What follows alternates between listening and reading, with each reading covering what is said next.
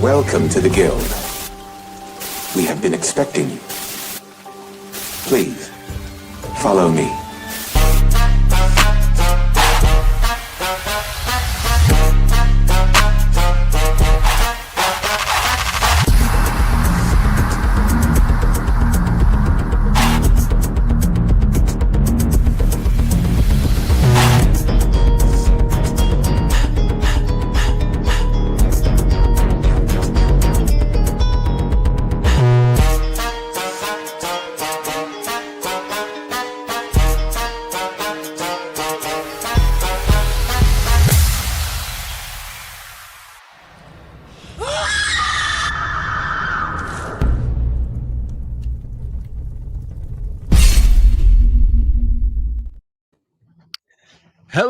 Hello, and welcome to our very latest episode of the Night Shift Let's Talk Gaming. I am C Money, and I will be joined by the always lovely Doodle shortly.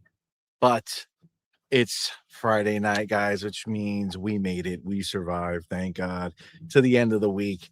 And it's a reunion because I feel like we haven't been together here forever, but you know him well. He's our boy. He is the wise one, the author, the patriot, the pony slayer, and the pony bot Tim Maker. It's our boy, Hargeet Shani. Welcome, man. Thank you for being here, brother. How's it? Yeah. It has been like 3 weeks, 4 weeks. It's been a while. It has been a while. Yeah. So Absolutely. Lots of stuff has been happening in the interim. It's been lots and lots of stuff going on. A lot of stuff I feel like decided to happen when we when we left. Heavy. It's been crazy. Very news heavy. Yeah, that is for sure. Definitely a good time. Definitely a good time though. It's been interesting today because we've been dancing back and forth with the announcement that PlayStation had made that they were done with the disc, right? And then we've been seeing the backlash, right? And all just yesterday we talked about the PlayStation Blackout that they want to do in August. Well,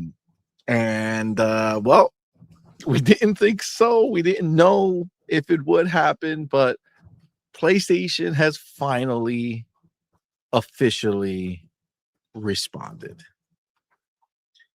And the official answer is wild. Like, it's wild. I don't understand. Like, it's real crazy how they're handling this. So we're definitely going to talk about it because it's wild. So we have that. We're going to talk a little about Halo dropping. Yesterday we covered Gears E-Day. We can talk a little about to Hargeet what he thinks about what he's seen so far, but we do have Halo, the response to Halo, everything like that. I do want to talk about that. Big announcement that we weren't here for, which was finally the long rumored Xbox backwards compatibility coming to PC officially. It's here, and they started with some games, so we're gonna talk about that and what that means. And then we have some other PlayStation stuff, like after, it's funny because they're making this statement like in between them announcing it and then saying we don't care. In between, they had a massive outage on their network. So we will talk about that. They also, they said, you know what, no disc, Hell yeah, no this. Next up, no buttons.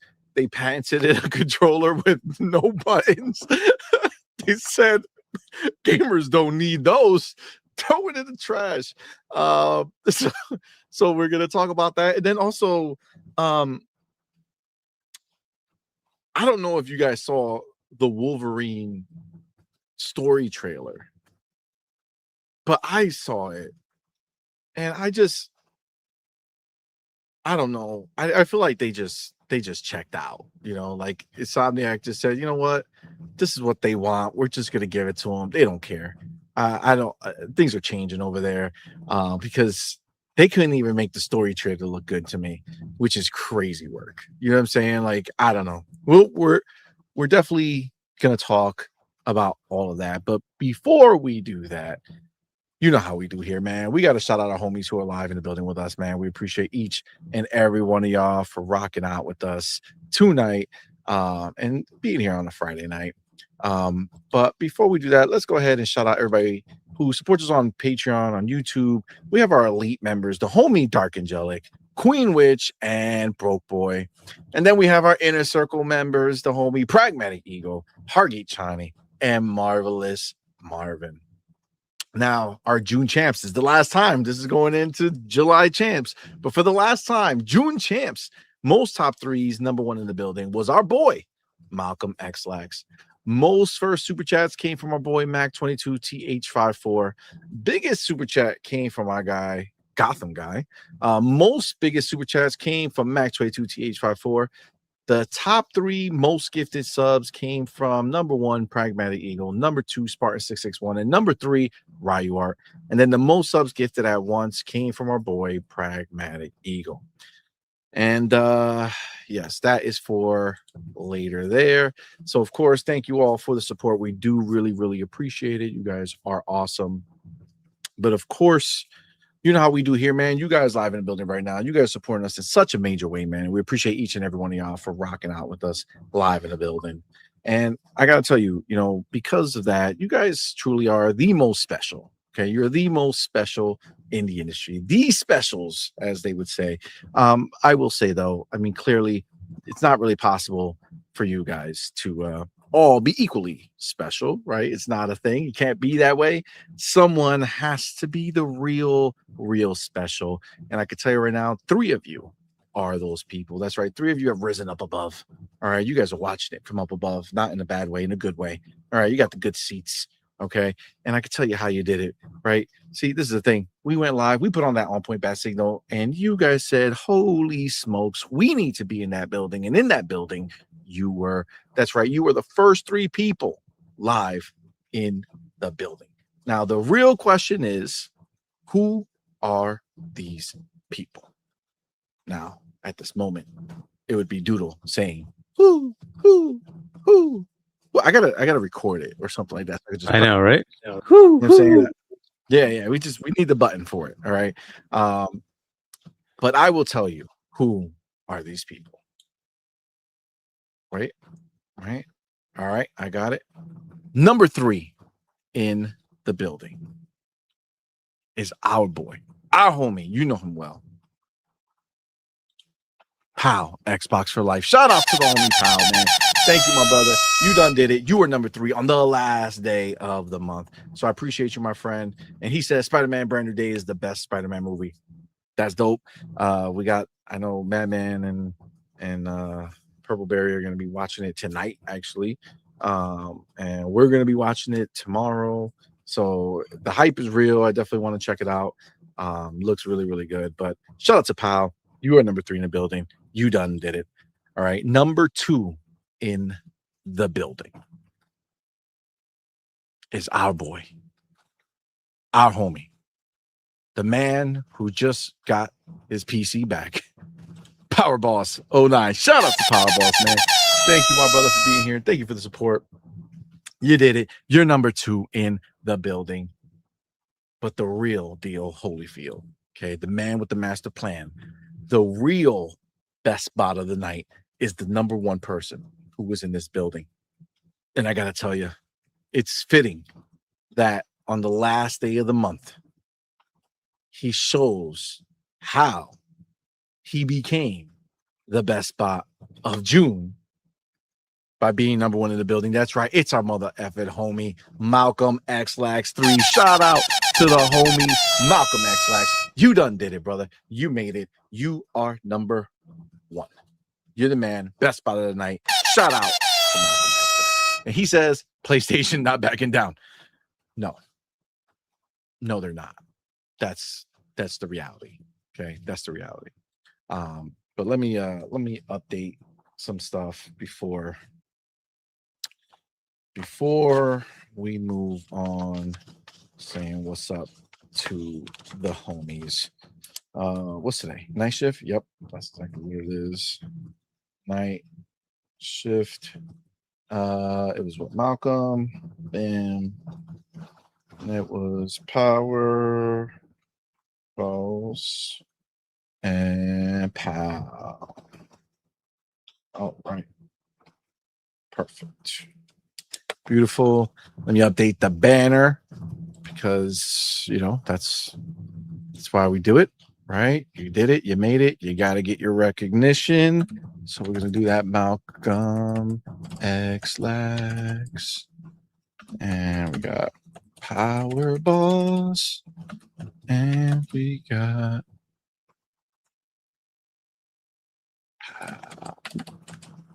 Xbox for life. Look at that. Beautiful. Dunzo. Love it. All right. There we go. Ooh, beautiful. Scroll bar is a scrolling. So who else we have in here before we get going? I do see the homie Ryuart Gaming in the building. Shout out to you, man. Thank you for being here. Yo, this is immediately what I thought when I heard it or when I saw it. E-Ranks, what's up, homie? He says, PlayStation said, hear you. But I think they meant it differently. I hear you. Just don't give a shit.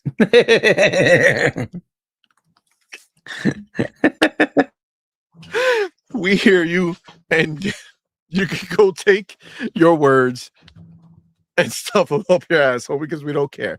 That's literally what they said. It's really wild. I see the homie Ren in the building. What's up, man? Anonymous Boss, what's going on, my dude? I see Lauren in the building. Pal says PlayStation basically said, hello, fuck you, bye. I mean, you're not wrong. I mean, that's pretty spot on. It's real crazy. It's hilarious, actually. Let me go ahead and go over here because we do have to go and shout out our mother effing homie, Lauren 9953. Shout out to Lauren. He went ahead and became an On Point YouTube member. Shout out to you, man. Thank you so much, bro, for that support. Y'all know what to do. Put the mother effing welcome to the family emoji in the chat. Welcome our newest member, man. We appreciate you, bro. Thank you so much for going ahead and joining the crew. We appreciate you in the chat right now. Go ahead, put these the emojis in there. Let your boy know that you appreciate him. He's the man. Thank you for joining, brother. Awesome. All right. So Powerball says, from what I gather, someone in that also directly asked about them killing Disc, and they said something like, it's not going to affect us enough to care, essentially. Oh, yeah. It's raw dog like that. Like it's real vicious. All right. It's real vicious. We're definitely going to talk about it. Eric Von Eric in the building. What's up, man? I see Dark Angelic in the building. Shout out to you, man. I know you're up here in my neck of the woods, up in Mass, actually in Hargeisa neck of the woods. They went up to Salem to go. I mean, in the summer, going to Salem is wild. You know, like you go to Salem during Halloween. You know what I'm saying? Like that's the go-to time. But she's going. So I know Queen Witch went scuba diving. I don't know how the scuba diving game is in Salem at this time of year, but I'm glad they went and had a good time and rocked out, man. Appreciate you being here, bro. I see Be Nice in the building. Appreciate you being here, bro. He says just finished seeing Spider-Man. I thought it was awesome. Nice. Yeah, I'm looking forward to checking it out. I see Tegan in the building. What's up, man? Thank you for being here, bro. He asks, how is Doodle doing? I mean, she's doing. I mean, it's just stuff that unfortunately is going to be like have to go to doctors to kind of officially help. But you know, we're all gonna get there. Listen, time heals all wounds, man. We're eventually we'll make it happen. So yeah, man. I see Space Shot in the building. What's up, man? Thank you for being here, bro. So I appreciate you, man. Hold on. La la la. All right. So this is what we're gonna do. I'm gonna go ahead and grab. We're gonna hop into it. But I'm gonna go ahead and grab this this topic because this is real wild. Here you go. So I think somebody posted the actual clip, right? Am I missing this? There's no way. Wait. I thought I had the clip. Somebody put. I could have swore I had the clip of her. She's actually talking. And now it's not there. Sony. Hold on. Let me see. Sony. Let's see. I know. Definitely saw one where she was talking. And I thought, oh, here it is. Okay. I don't know exactly. Maybe I didn't listen to the one she was talking, but I figured we can listen to it together. We definitely have a whole bunch of her saying like of the written stuff. So we'll see what she says, but we're gonna listen together, and then we'll, if she doesn't say everything, I have other people who have said stuff. So let me go ahead and share this. It's real funny to me that they just don't care, bro. Like they don't care at all. It's real wild. All right. Do I have it here? Yes. Let me take my chapter real quick. You have the clip though. You're good. Yeah. I have a clip. We'll see. Okay, We'll see if this is on it as well. But if this is, if you have a different clip after this one, let me know. So let's go ahead and bring this up. Bam. Right there. And let's just live in this together, guys. PlayStation has officially responded. Long story short, they don't give a crap about your crying. They're going to keep doing their thing. That's what everybody has been writing. I haven't listened to it myself. We're going to listen to her right now. Somebody clip this. I don't know what part this is. We'll see. Hargeet might have something to add to it if this is not enough, but we'll see. All right, let's take a listen. So PS5 ending disc production. The second question. So on this point, so we announced that January 2028 onwards, we will no longer be manufacturing game discs. So 1.5 years ahead. So we made this announcement at this time. There are various reasons we made this decision. The biggest being that the digitalization of contents overall has been progressing. That's the big factor. It's not just for PlayStation, but for all kinds of contents, digitalization is progressing. And so when we think about the future, and we put in a lot of thought and time, and we cautiously considered this, and we came to this conclusion, and we're going to cautiously move this forward. And to this decision, we have received various opinions, and people have strong views, and we understand that the community has put forth those views to us. Games are loved by many people. It's a form of entertainment that's loved by people, and it's connected to people's fond memories in many cases. And so we understand those emotions. We want to consider that. And in the future digital ecosystem, how do we engage the gamers is something that we would like to continue to explore. Thank you very much.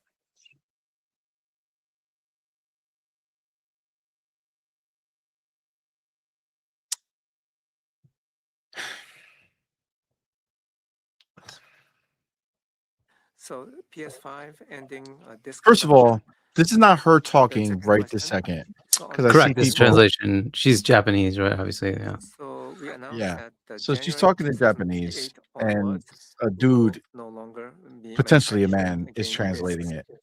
So 1.5 So years ahead. it's a little difficult for So me to we made hear this announcement him at this 100% time. here. So basically, There are various reasons we made this decision. The biggest let's being listen to various that reasons again. the digitalization of contents overall has been progressing. That's the So big digital factor. is It's not just for PlayStation, taking over, right? but That's what for they're all trying to kinds say. of contents. Not just for Digitalization is PlayStation, but progressing. other And things like so when we movies think and about the music and future, all that fun stuff.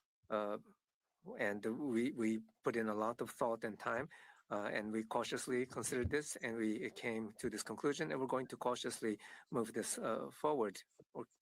And to this So decision, we have received various opinions. just to be clear, Conclusion, and we're going to cautiously. there was just the one reason. They said various reasons, and we right? put in a lot of thought and time. They- Big factor. It's not just for PlayStation. Hold on. There are various reasons we made Various this decision. reasons. The biggest being that the digitalization Oh, of the biggest contents being. overall The biggest being. has been progressing. That's Okay. So the biggest one big factor. is that It's at not the end just of the for day, PlayStation, digital but is for all taking kinds over of physical. contents, So digitalization that's what is they're going to do. progressing. But they don't want to tell And us the so other when we think various about the reasons, future, right? They said the biggest one and is digital. We put in a lot of thought and But time, and we I don't think that cautiously that's the. considered this, and we came to this conclusion, and we're going to, and we put in a big factor. It's not just for PlayStation, but I for want to all hear her say it kinds again. of contents, digitalization is progressing. And so when we think about the future, and we put in a lot of thought and time, and we put in a lot cautiously of thought considered and this, time, and we came to this cautiously conclusion, and we're going to considered it. cautiously move this forward. And to this decision, we have received various opinions, and people have strong views, and we understand that the community has put forth those views to us.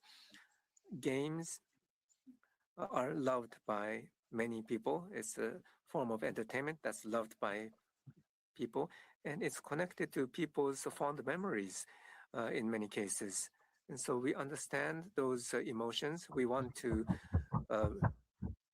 consider that. And in the future digital ecosystem, how do we engage the gamers is something that we would like to continue to explore. Thank you very much. Okay. So basically, we heard all the crying and all the complaining and all the backlash that existed in this moment, and it is what it is. Digital's the way forward. We already carefully considered this. We did not just haphazardly say, let's do this, which we know because they took their factory and already shifted it to something else. And they just don't care. Doesn't matter. The backlash doesn't matter. They don't care what you guys think about it. They're moving forward with their plans as is. Now, that's not a shock to me. Hargit, is it a shock to you? No. This was always there was gonna be backlash no matter what, right? And it just, this didn't come from PlayStation. This came from Sony. That's why that factory has changed to doing something different. So they don't care. They're telling PlayStation, thou shalt do this, shut up and do it. So it doesn't matter. I don't think it's in PlayStation's hands. No matter how much we keep pushing, it's not going to make a lick of difference. The only way this changes is if there's a significant hit to their bottom line.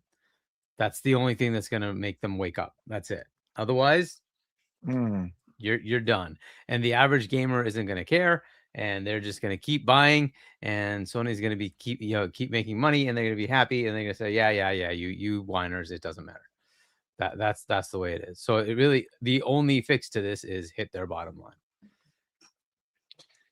So funny you should say that, because there is an article following the investor call here that funny enough, IGN went ahead and put up and says, Sony says discontinuing of PlayStation disc won't have any negative impact on its business now or in the future. Won't have. They don't care. They're basically saying that the amount of people who are crying about this is so negligible that even if you all stopped spending $1 on PlayStation, there's no change to their lives. That's real wild. Let's read the actual article, see if they go deeper than that. It says 82% digital download ratio for full game software across PlayStation 4 and PS5. Says Sony's controversial decision to discontinue PlayStation disc is not having any impact on his business now, and it doesn't see any negative impact in the future either.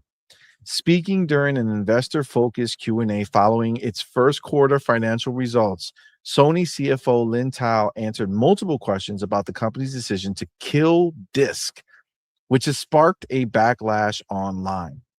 Tao was asked if Sony saw any impact now or in the future, which will see PlayStation disc production come to an end in 2028. We are not seeing any impact on our business as of now. Going forward, about the content sales, large part is already digitized. Therefore, as a result of the discontinuation of a disc, we don't see that there will be any negative impact on our business. However, as I already said, the users, the players have attachments, and we have to think about how to respond to those feedbacks. Earlier in the Q&A, Tao said Sony wouldn't change his mind while acknowledging strong views from the video game community. The online backlash has seen gamers continue to call on Sony to do a U-turn. Okay, that's just more crap. Okay. Yes, so basically, what they're saying is at the end of the day, doesn't matter what anybody, the people who are crying are not enough. They're not going to be enough. Nothing's going to change that moment. They are already looking at it saying, even if those people stopped, they're fine. And the reality is, all those people are not going to stop, right? They're just going to start buying digital. Right. I mean, that's just what's going to happen for the vast majority of them, I would say. Maybe there's a few percentage of people who actually completely stop, but such a small amount of them. Sony doesn't care. Sony doesn't care. And this is the crazy thing for me, which blows my mind, because I feel like there was an equal amount of people on Xbox side that was upset about like exclusives and certain things like that. And I feel like Xbox was like, all right, we got to change this. But Sony just doesn't care. Like, Sony says that it's not going to affect us no matter what. So we don't care. I don't know. That kind of blows my mind. That kind of blows my mind, just the kind of flippancy about it. Like, it's just like, whatever. It is what it is. Oopsies. Hargeet, what do you think, man? Yeah, I mean, look, it's a gamble. It's an interesting one, right? So you look at 18%, right? 82% is digital. Okay, now tell me how much of that digital was even offered physical. So I don't know what that number is, right? You could say, hey, a whole bunch of indie games sold. Cool. How many of those came to physical? None. Okay. What does that mean? Right? You never gave a chance. So how do I know that if they were available physical, they wouldn't sell physical? I don't know. Right. So when you've limited how many physical you have already, you're then saying, oh, well, only 18% of it, like 18% is a lot, by the way. Yeah. I don't know the answer to like where this is going to go. It really comes down to how many players decide that this is just not the thing. And you may just look at the 18% that are physical.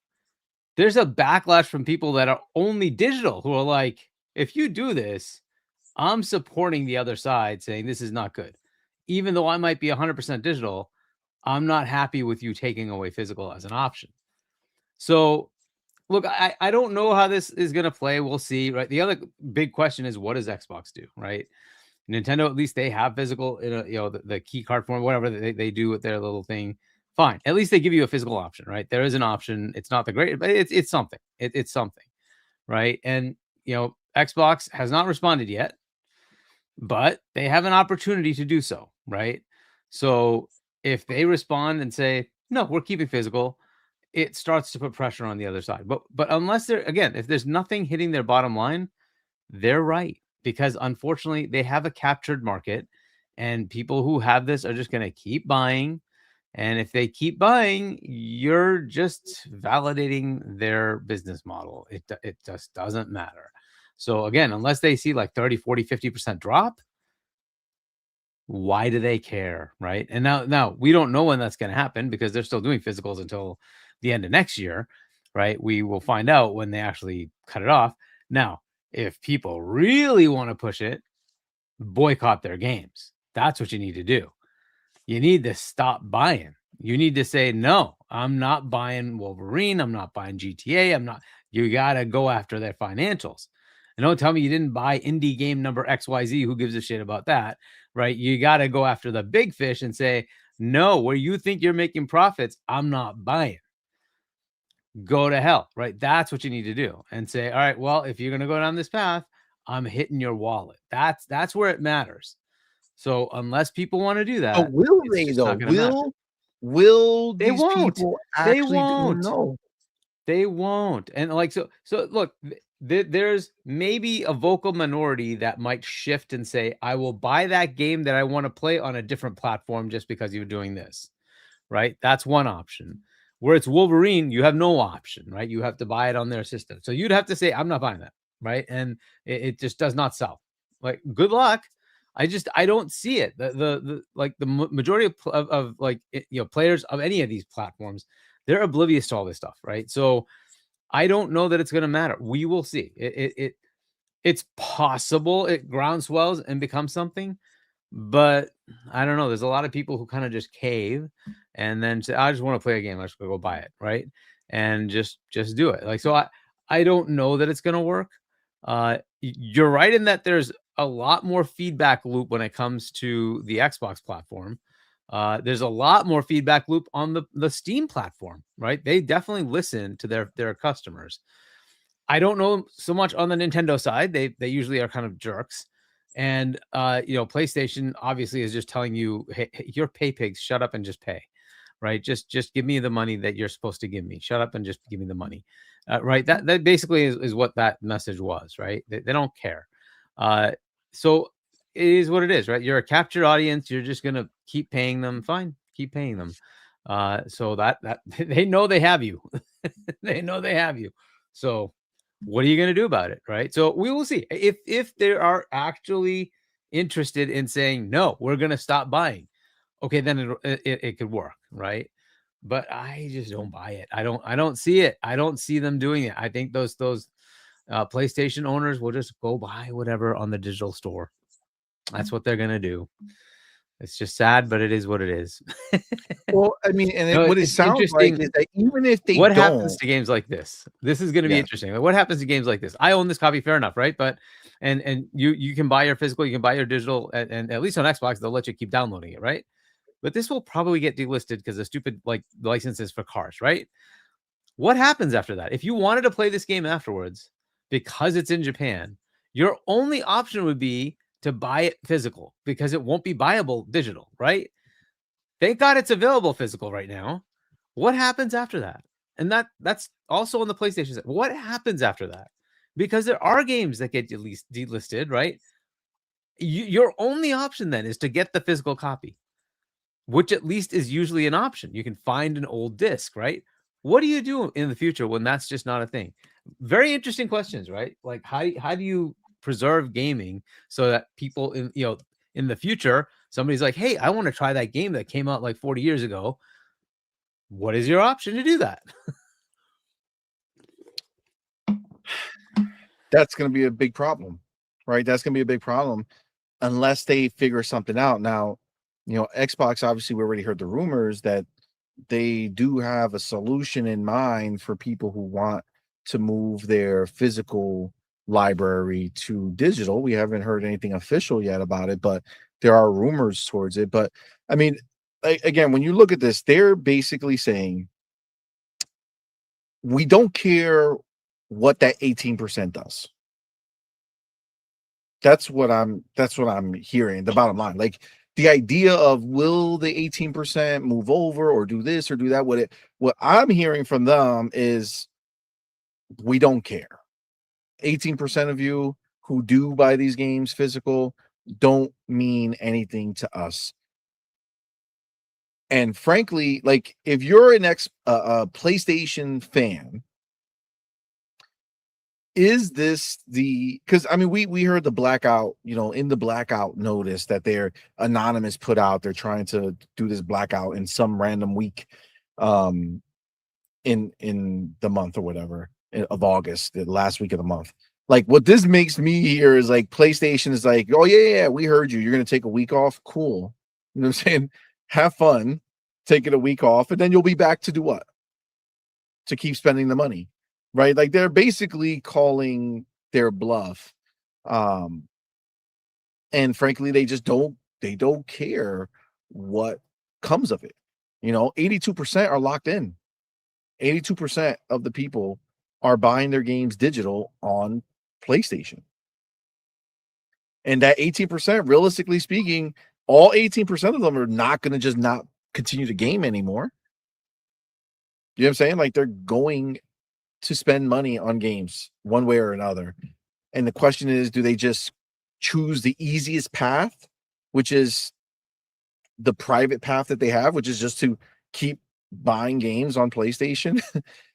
Or do they go and spend money on an Xbox and then buy the games over there, or go buy it on PC, which is digital only anyway, right? For the most part.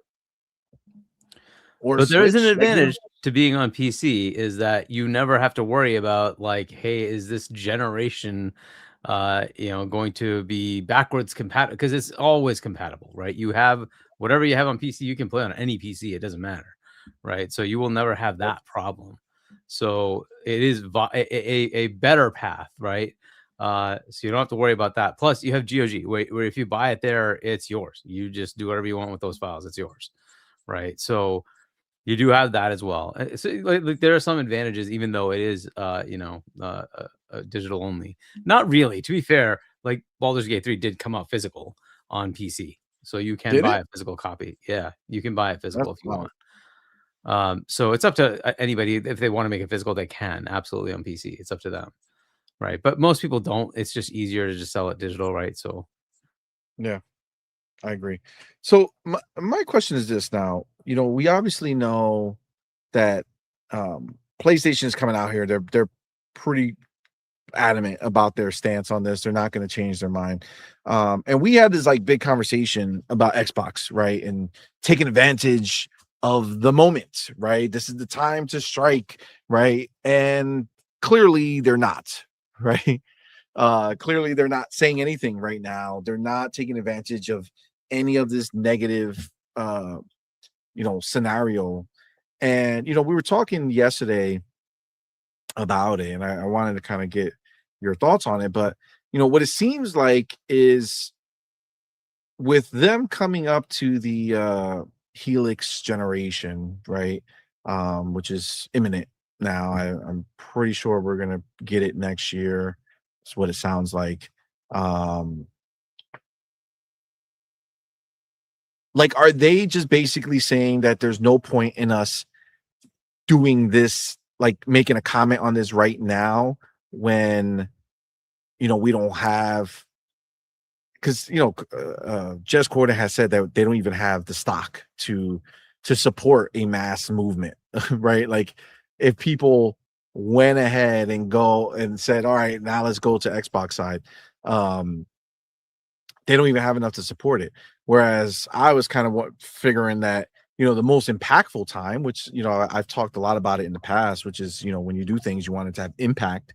I think the most impactful moment would be when they're actually showing Helix for the first time and they, like, you know, do a slow turn or some shit, and then all of a sudden you see the disk drive on the Helix or whatever it is, and, you know, really kind of take that moment home. I mean, do you feel like their silence leans more in the sense that they are, you know, going to copy this scenario and they're going to also go digital? Or do you think that there's more of a chance on their end with everything that they got going on and with the way Asha sees things, you know, and how she moves, you know, being more tactful and just making an announcement when they have something to show for it? Well, what I've been saying is, if you're going to do it, you do it somewhere where it matters.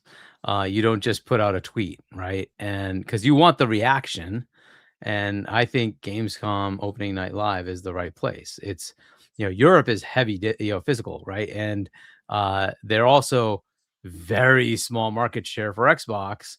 And that is a place where you can make a huge splash and say, well, we have no plans to end physical access to games, and in lieu of that, we're actually announcing you know, a add-on drive for your Series S and X, and it will work with Helix, right? And you could just, like, totally demolish the other side. You know, so we've talked about this a while ago, right? And it's like that's like the way to go, and like just get that reaction immediately. Okay, they don't have stock. Who cares? Make the demand, right? Create the demand. The other thing they could do is say, okay, like, you know, going forward to the end of the year, we're going to be selling X25, right? The new anniversary console. And X25, have they announced a price for it? Because they don't have to sell it for normal. So. They can sell it higher. They said, because that is a special edition, right? They could just say this is $1,000, right? And all we're making is this, and you want to buy it, no problem, invest, right? But because it's a special edition, they actually can say it's more expensive. That I think people would accept that. It is what it is, right? And so just go make them. But that's on them. They have to figure out their, you know, their ability to deal with the market conditions that are in there, out there right now. I would try to find a way to make it happen, right? And, you know, if you put it out there that people want this, they will come to your door and wait. Like, remember the Wii? It was sold out for freaking years. Years people wanted that thing. And that didn't stop them from wanting it. They just waited until they could finally get one, right? Create demand. If people are this pissed off, they will come to your side, right? Create the demand and see what happens. Yes, that means you might have to find ways to make those consoles. Fine, whatever, right? If you have demand, you'll make the consoles. You'll make them and make them available. Let people buy. You know, that's what they need to do. You know, these are weird times. And customization is a way to make money. It just is. Like, if you tell people I have like the, you know, the GTA console or the Gears console, where's the Gears console? Make the Gears console, right? You have like opportunities. Call of Duty console. Hello, you own the damn IP. Make a Call of Duty console and bring people over. This is the one that's current gen only, right? Fine. And ask for more money. It's fine. People will spend if it's something that's a collector's item. Let them buy it, and that means you can defray some of the costs that you're getting hit with. Go get more consoles. So I don't know. To me, that's an excuse. Go figure it out. Like, if people want stuff, but this is another one that blows my mind. The Halo Collector's Edition sold out in like a couple of days. Like, okay, why more? Exactly. If people want to buy, let them freaking buy. You can even have a warning saying this may not ship by the release date. Do you still want to Yep. buy? Yes. And you just get, who cares? Take the freaking order. Why would you not make more? Who has the I buy it idea to immediately. limit it? I would get it immediately if Exactly. they did it. It's like, what are you doing? The freaking Fable one has also sold out at the same time. You're like, Fable isn't even out till next year. Why is it sold out? What do you like? Where's the mindset of like, why don't I just take the orders? Like, take the order. It's money. This mindset just kills me. If people want to spend money, take their damn money. Like, 100%. what are you doing? 100%. 100%. That is something they need to learn. It's like, agreed. Whatever. But again, if it was me and I see all this stuff, I put out there like, we're doing the opposite. Throw it out in opening night live. Lots and lots of people watching, tens of thousands of people attending, right? Like, go ahead and just put that out there, and then create demand. And then, like, if they have scarcity, fine, build more. And you could just say, look, from here on, Sony does this all the time, by the way. Bundle deal from now on to the end of the year. You will get Horizon. You will get God of War. Period. We don't care if you don't want it. You're gonna get it. Like, okay, you could do the same bloody thing. You could say every console sold from now to the end of the year includes Call of Duty. Suck it, and it's going to be the special X25. What's to stop you from doing that? The problem 100%. Has been they've been too kumbaya and nice. It's like you don't have to be. You can put out something that people want to buy anyway. Just give it to them, and maybe it's more expensive because it's a special edition. Do it. Like, get it out there. Facts. I don't know. Like, well, listen, we do have a special lady who just showed up here. Yay. Yes, that's right. Thank you, Doodle is in the building. Thank you, up, my you love, guys? for coming through. Happy Friday. Thank you for being here, everyone. Hargi, I feel like I haven't seen you in we haven't spoken a lifetime. Years, like, right? It's only been weeks, but it feels like years. Happy to be here with you, Hargi. Yes. And I have to agree with you, bro. Like, it's not playing nice. It's just flat out stupidity when people are looking for something like that. Again, that Halo Collector's Edition, we just missed it. I thought they presented that over there and you guys had seen it in that, see Money had gotten it, and I was like, okay, well, I probably don't need to worry about this. They're seeing more than we are over here. And he missed it. And obviously we would have bought it and we would have spent the money on that. I think that they could have came out here, and if they just made X amount of them, and that was, the amount that they can cover for the pre-orders, they should have said, but wait, guess what? Everyone is so excited. We are going to continue to take pre-orders, and we are going to deliver them as soon as we can later on this year, before the holidays. Make some sort of commitment to get people excited and be like, I'm not missing out on this. And then there's that money coming in. I understand that everything was shown at the same time over there, and it's like, oh, look, guys, all of these pre-orders are up. Why not scale back and say, okay, hold on, Halo's coming out first. We do have more pre-orders that are going to come out for Gears, for Fable, but understand that you put some people in a position where they are picking and choosing. Okay, well, hold on.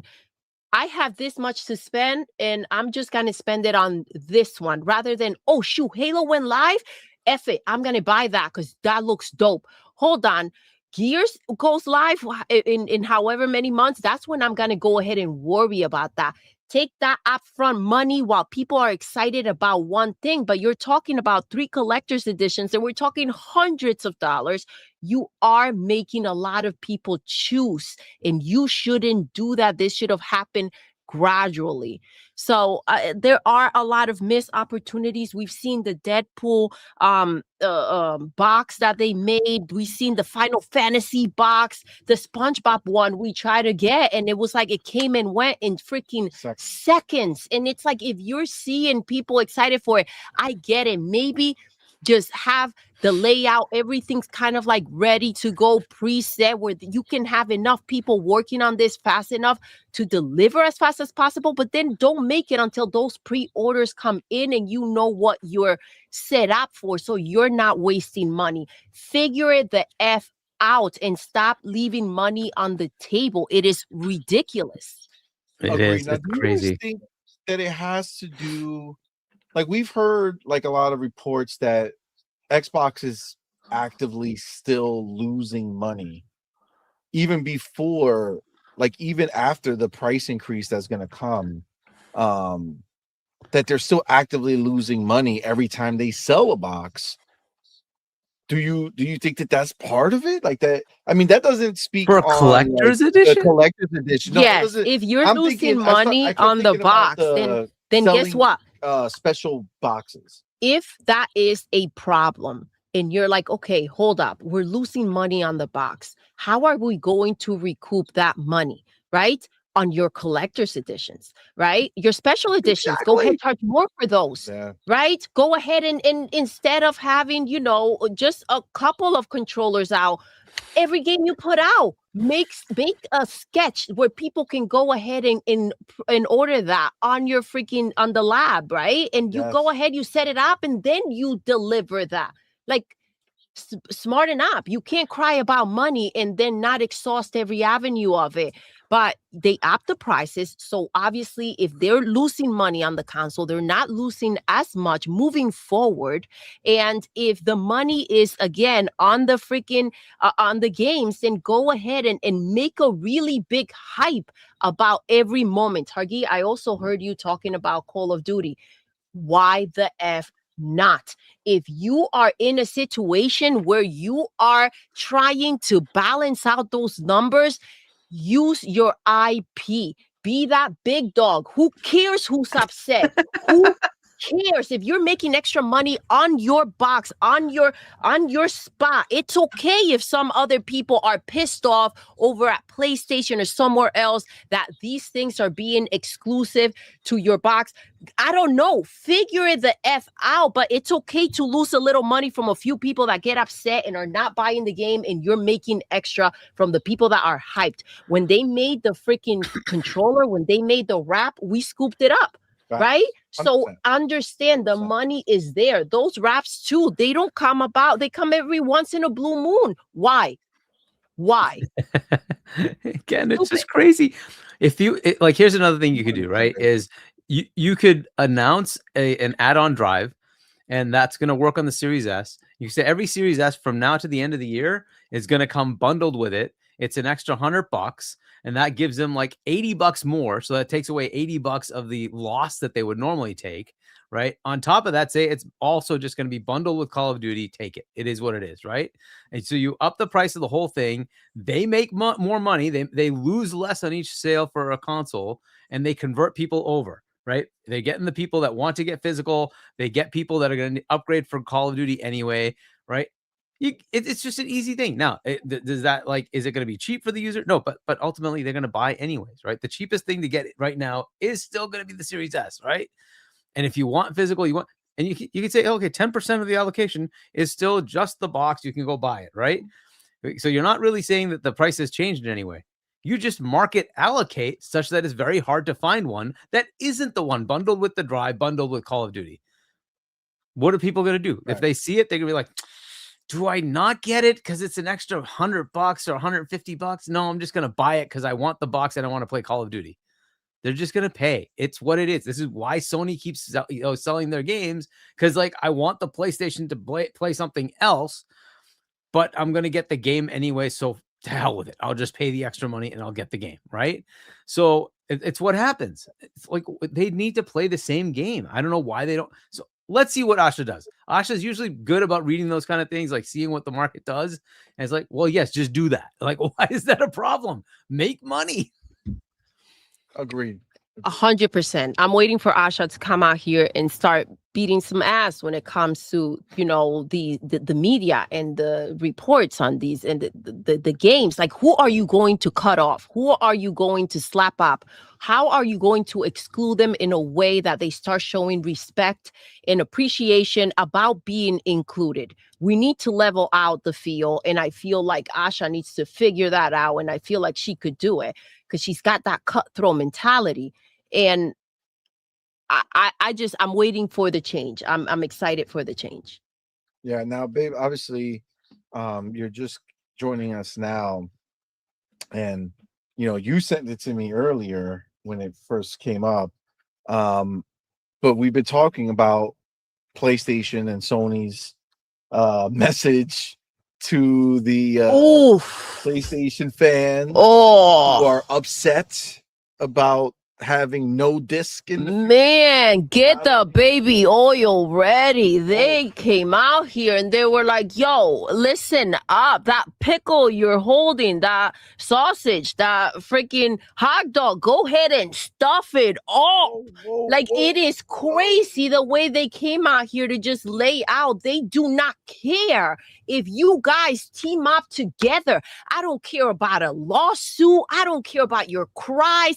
I know you guys are a group of emotional, freaking flip-flopping, emotional criers, and I do not care which angle you come at us, or if you cry for a week, 10 months, 5 months, do not care. You guys need to just understand that this conversation was had behind closed doors, and that's the decision that we made, and we are not moving from it. Yo, that was crazy. And listen, respect. If that's what they're planning to do, go and they're like sticking to it. It seems like this is a conversation that they had. She said, you guys have a year and a half. Like, it was all cutthroat. Like, we're not messing around. There's no dancing. Take the dancing shoes off. We're not waving out of this. There's no twirl out of it. This is straight up what's taking place. You guys are done with the disc. Buy up whatever you can right now. If you love them so much, go ahead and kiss up your disc. Love them, hug them. You're done with them after a year and a half. It is over. Listen, I don't think that is the way to go, because I feel like you need to include those players that care about it. But man, they do not care what you feel, want, or how you're going to spend the rest of the year and a half doing. Like, they just don't care. That Stellar Blade, when they did the petition for Stellar Blade, there was no attention there. They were like, all right, whatever. They're out there doing their thing. And right now, the fact that they're out here shutting it down, we're not backing down. So it don't matter how much time you spend on this, it's not going to change. It's crazy. It's crazy. But honest, right? Transparency. I mean, they are being upfront. They are telling the people what is going to happen, and they are giving them a good amount of time in doing so. But it just shows such a stark difference between Xbox and PlayStation. You know, where, you know, PlayStation fans have trained Sony into, you know, knowing that at the end of the day, they're going to just take whatever PlayStation gives them. You know what I'm saying? Like, PlayStation, it's very PlayStation focused, and the business is very much so about them and what they decide to do. I mean, for God's sakes, they gave us Concord, right? Like, who asked for that? That was the decision that they made. They figure this is the right thing to do. Cancel everything else. This is going to save us. This is the boat that they've sent us on this freaking during the storm, right? They were like, yo, here's your boat. This is what's going to take you to the other side, and you're going to be on flat grounds. Guess what? It all sank. But that was a decision that they made, and that's what they did. Bless their heart. Agreed. Yeah. And I think the fact that, you know, again, PlayStation fans kind of trained PlayStation to know that at the end of the day, they'll just do whatever they want. And I feel like it's such a contrast to, you know, Xbox, who comes out here, says something. Not Asha's Xbox. I mean, I guess that's the point. Well, I guess Asha's Xbox is kind of laying down their foundation, and they're laying that down by listening and kind of hearing what people, on Xbox want. But it's like such a stark contrast. Like I feel like the fandom of Xbox and the fandom of PlayStation are very different beasts. Agree, 100%. And that's what's difficult, because when things are done over here, I feel like it comes with just a entitlement. And I've said this before, where it takes a lot. If anything, like when they do something right, I don't think it gets said enough, or it's appreciated enough. When Xbox comes out here and they say, you know what, this is what you guys wanted, so this is what I'm going to do. It's kind of like they take the route of, okay, you've seen the way because that's what makes sense, and I was the smart one to tell you that that's what was going to make sense, rather than you heard us, like Asha says, I hear you, rather than you heard us and you made the changes necessary to keep us happy. And when you look over at the other side, it's not the same energy. And I feel like, considering how much crap they get from the media and social media out there should be a little bit more grace when these moments take place. They should be highlighted a bit more. Just saying. Yeah, and sadly, I think that's where that whole Xbox tax comes into play, right? Where it's like no matter what Xbox does, they're always the villain. And babe, one of the other things we talked about was Xbox's lack of response to what PlayStation is doing right now. And we talked a little bit about it, yesterday. But the fact that we know that there is a rumored disc to digital program, I think it's called Project Positron, something like that. But we know that there's this rumor that's happening. It seems like it's pretty real. And they're not using it, right? They're not coming out and saying, hey, this is what we're doing. We're going to go ahead and make this happen for you guys to protect your games. And, we're not going to remove discs from our future. But we will allow you to take your disc and join the digital future if you want. You know what I'm saying? Like, they're giving you the choice, saying, hey, listen, you could buy physical, but if you want, you can still partake in all the digital benefits that you get with us by getting Xbox Play Anywhere, getting cloud access to playing your games and streaming your games and all that fun stuff. But they're not doing that. They're not capitalizing in the moment. I feel like it's a very, and we talked about this, it's an opportunity. Like, get off your seat, get off your A, and freaking come out here and get to work, figure it out. You should be, every time they get punched, you should be out here with your arms up like, yo, I am your freaking leader when it comes to gaming. It's a missed opportunity. I think that they're trying to figure out. I honestly don't think this was expected, that that also that the heat was going to come in the way that it did for PlayStation. This is such a big deal. And I think that if Xbox came out here, we were having this conversation before, if Xbox came out here and said the same thing PlayStation said about physical copies, they would be the target. It would be completely forgotten that PlayStation started this mess, that they put this out here, that they're doing this, and they will refuse to give them any heat, and it will just all go full blown to Xbox. I don't know that they were expecting this, or that they, maybe Project Helix, as we've spoke about before, it's going to be discless, right? And maybe they were not expecting this to take place, and they are trying to figure out how to go ahead and move forward in a way that it does capitalize, right? Don't wait till it's too late. And maybe sometimes when people say quiet, they're quiet because they're guilty. Maybe they're planning to do the same damn thing, but it doesn't stop you from doing the things that PlayStation does, which they are very smart about, and use the moment to your advantage. You do not need to commit to doing, the opposite of what PlayStation is out here claiming that they're going to do in 2028, but you could find ways to enhance yourself, put on some pearls, make yourself pretty, and put on some lipstick and come out here and say, hey, you, look at me. Look at me now. Okay? I'm flexible.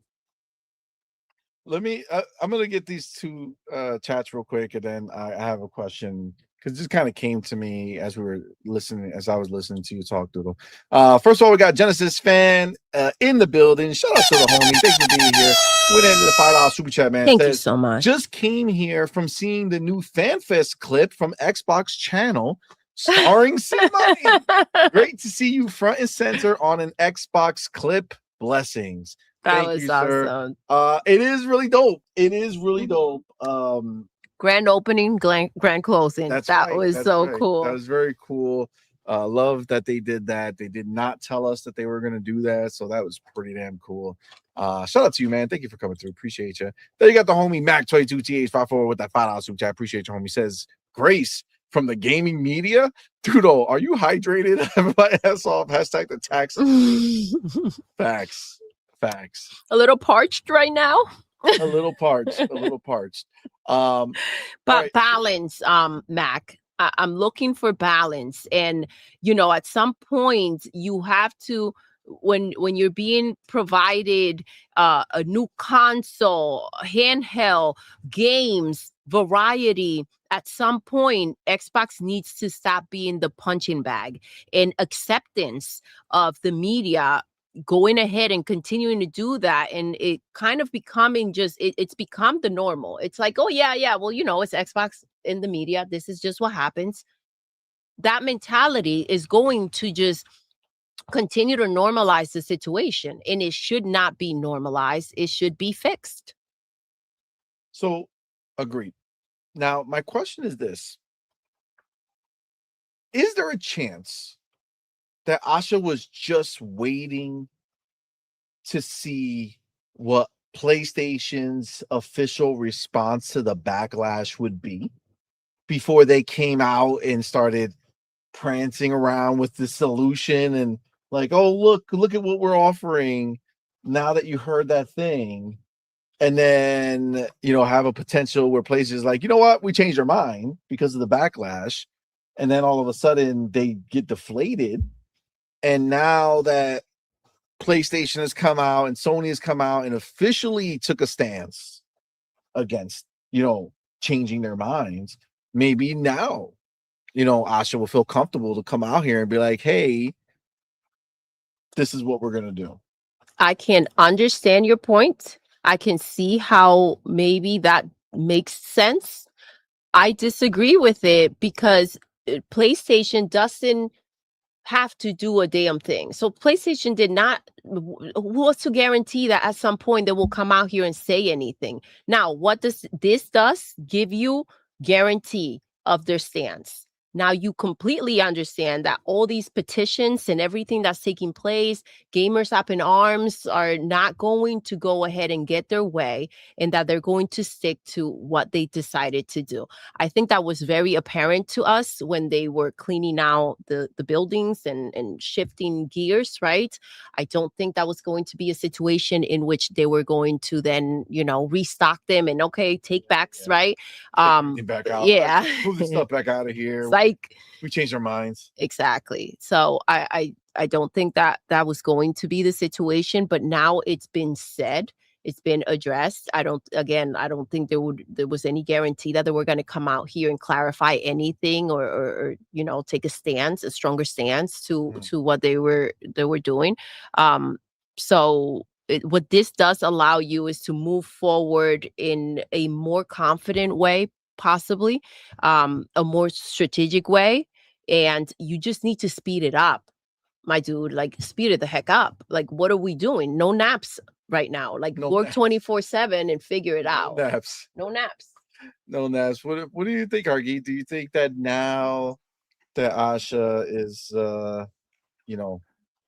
out here in these streets, now she sees PlayStation's official response to this?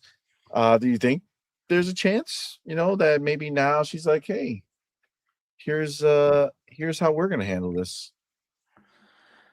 Yeah, I mean, look, you can see the reaction from fans anyway, right? And it doesn't matter how PlayStation reacts as far as what they want to do. They need to curry favor. That's just a reality, right? They're the ones looking to be they said they're a challenger, to be a better challenger, to gain more market share. And what you do is you try to get any edge you can, and this is just a gift given to them. Like they can either say, well, no, we'll take the same rake step and do the same thing they're doing and get the ire, but they don't have the market position PlayStation does. Or you can say, to hell with it, let's do the absolute opposite. I mean, we're already losing, was it a couple $100 every console? What are we really going to lose by doing this? It's not like we don't have Big Daddy Microsoft behind us, right? Let's take the market. Let's get the goodwill, right? And turn this message around. So I don't think I think they already saw the backlash, and she's pretty good at reading what happens, right? Reading the room and see what happens. And I think they're already formulating what the answer is going to be. They might have been doing the same thing, right? But just like we were talking, like, when Xbox announced the Xbox One, and then PlayStation's like, oh, we're doing the same thing, and they didn't like it. We need to delay our presentation to you. And I went and erased the entire presentation and said, what did Xbox say? Oh, we're going to have a counter bullet for exactly what they said.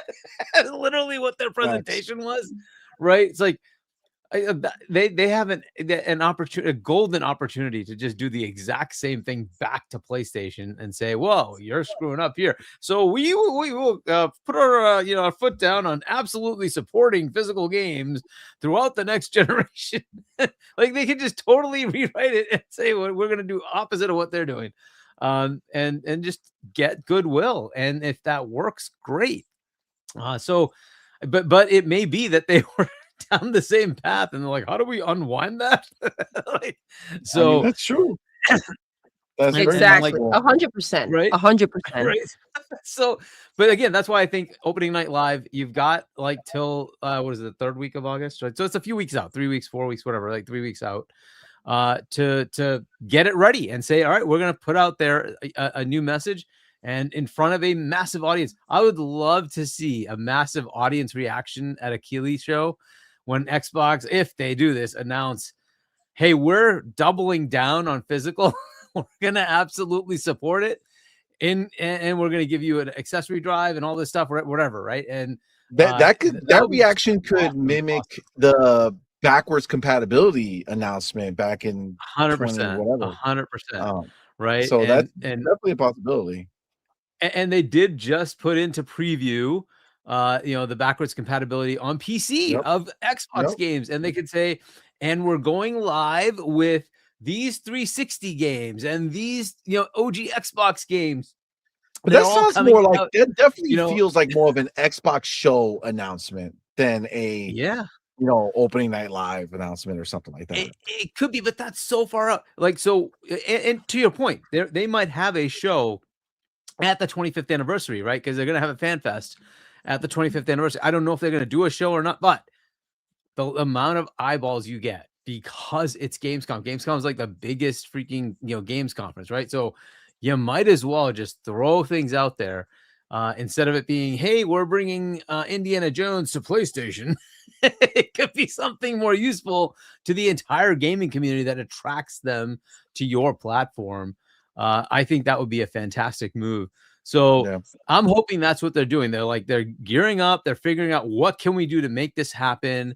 Even if it's, hey, we are just presenting what's happening in the future. Fair enough. Put it out there and say, like, no, we're doubling down. We're doing the opposite of what they're doing. And you can come to our platform and we're going to help you stay, where you want to be. If you want to buy physical discs, no problem. You want to buy digital, we don't care. You want to play cloud, we don't care. We give you everything, all of it. Take what you like, right? So I think that's what they need to do.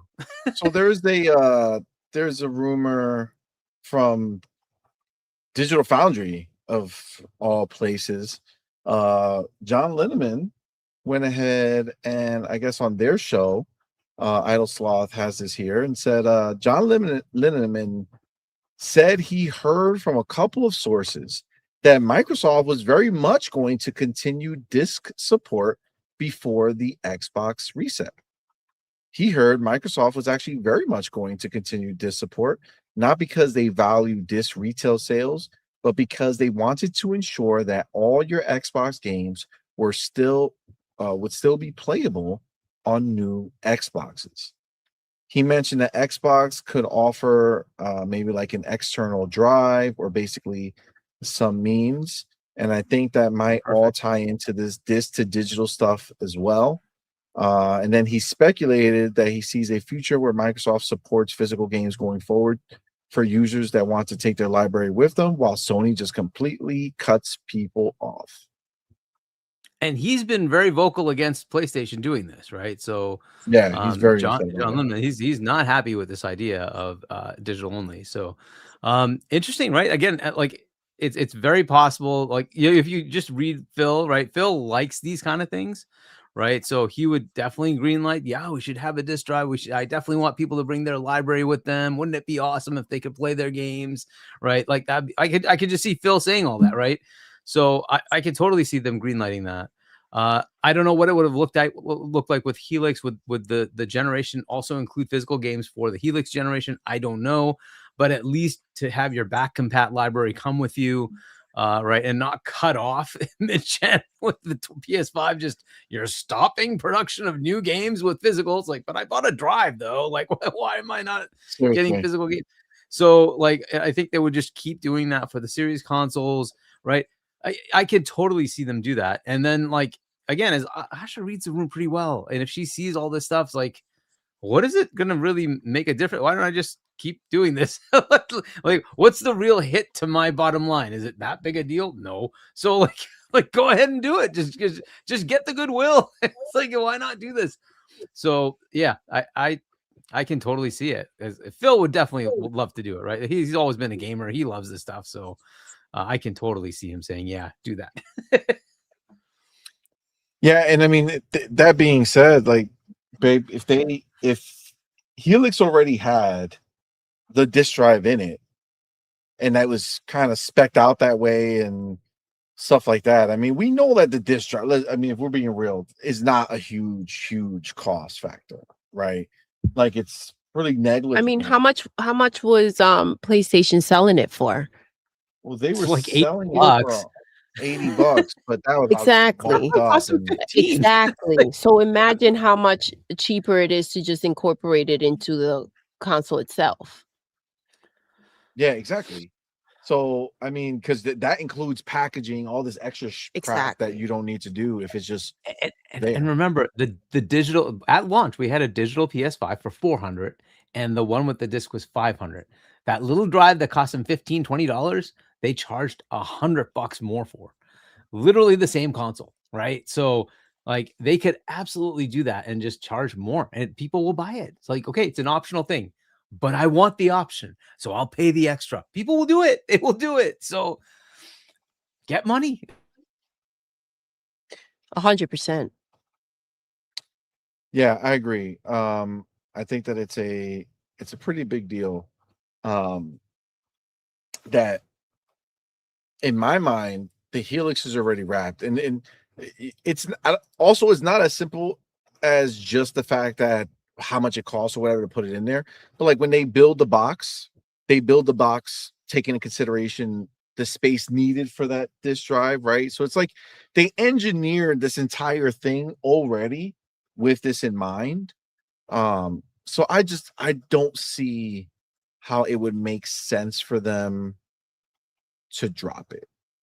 You know what I'm saying? To just be like, all right, yeah, there's no more disk drive. Right. I don't see it. I don't see it. Especially with everything that's taking place. But I have to say, like, then it's just stupidity then at this point. Like, if this is what you were planning to come out with to begin with, this is the moment. Yeah. I can't, it's hard to believe after seeing how Sasha moves, to believe that that's the plan. And again, in this situation or right now, they're not at least dropping hints, right? Like being a little bit more, you don't need to directly come out here and say this if you want to do something grand and save it for a show. But you, again, like we mentioned before, could be finding a way to, leave some breadcrumbs around to get people excited. Agreed. Well, I mean, listen, we're not too far off from Gamescom. So, Hargeet has a theory that that might be the time, right? You got eyes on you.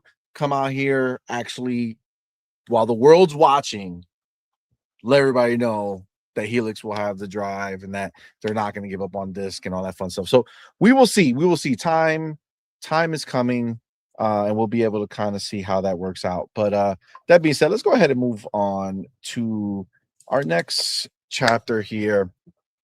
Guys, something that was rumored for a long time is finally here. Hargeet, you already mentioned it. So I said, you know what? Let's just go right to that. Guys, Back Compat is happening and it is available on PC. Okay. This is the reality of the world we live in today, guys. Asha has delivered. She says new tech shouldn't mean leaving behind old games. Now, babe, you just mentioned a sign. True. I mean, that's a pretty big sign True. right there, right? Because how hypocritical would it be to say new tech shouldn't mean leaving behind old games? Agreed. And then announce Helix that's going to leave behind old games that are on your disc. That, I don't know. It seems like that could be the hints you were talking about. But she says new tech shouldn't mean leaving behind old games. Damn. It also sounds like it's a slap to PlayStation directly. Right? Agreed. Agreed. It kind of sounds pretty direct to what PlayStation is doing. Asha, look at Asha. Is Asha the killer?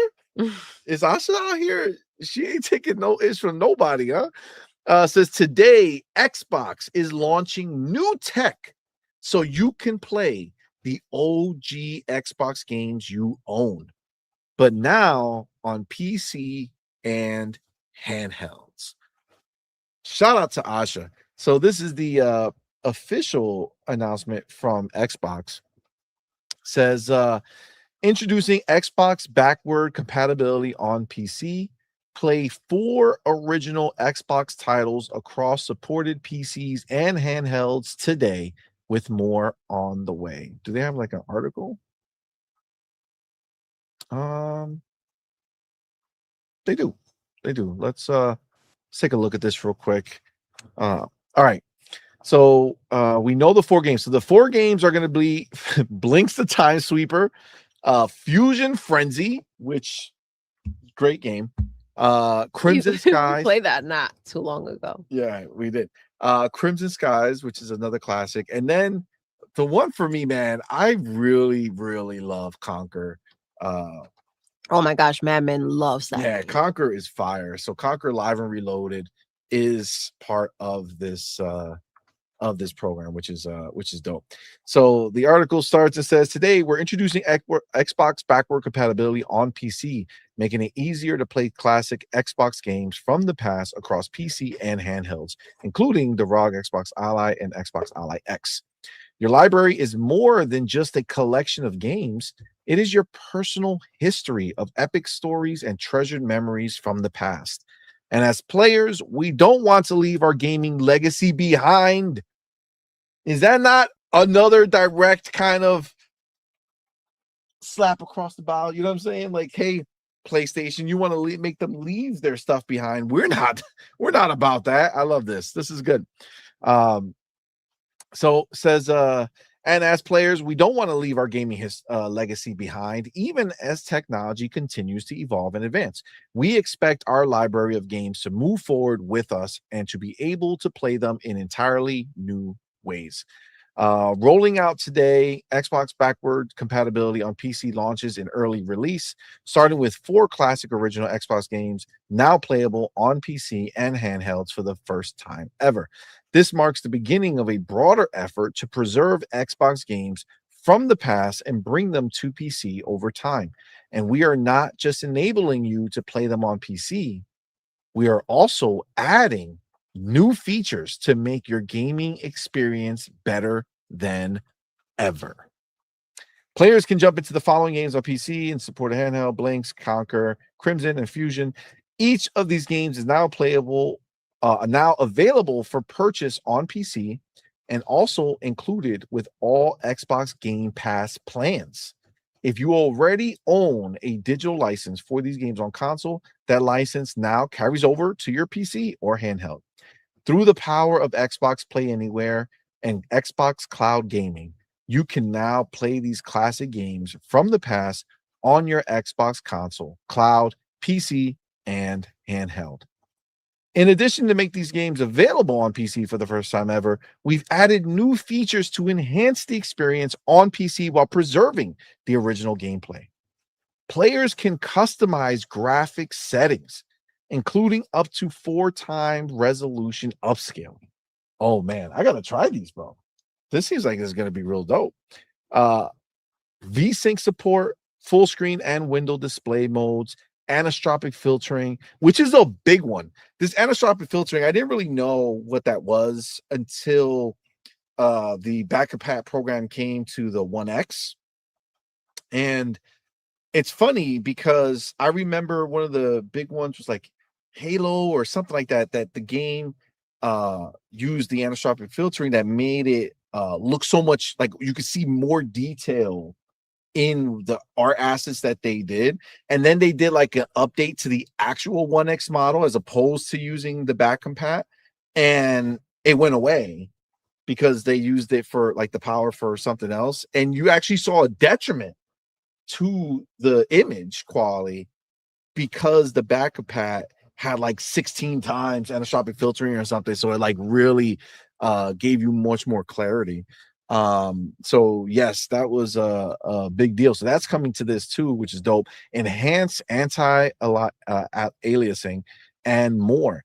These games also include customizable language and audio settings. We plan to add even more features to Xbox backward compatibility games in the future. I'm excited to share that later this year, we will be bringing one of the top fan requested features to select original Xbox games on both console and PC. Achievements. Ooh, nice. It says for the first 4 games releasing in preview today will be updated to include the first 4 games releasing in preview today will be updated to include achievements in the coming months. Getting started is easy, and then you got your requirements. Xbox backward compatibility on PC is another step toward preserving the games from the past and making it easier for you to enjoy and play more of the games you already own across the devices you use every day. What a great message, man.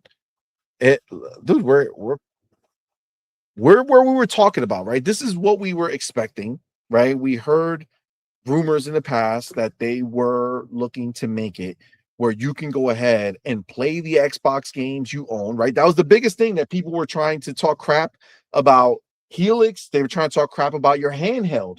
Well, you can't play all your Xbox games that you own, right? Remember that whole time we sat there and we were listening to these people talk crap. It's not an Xbox. You can't play your Xbox games.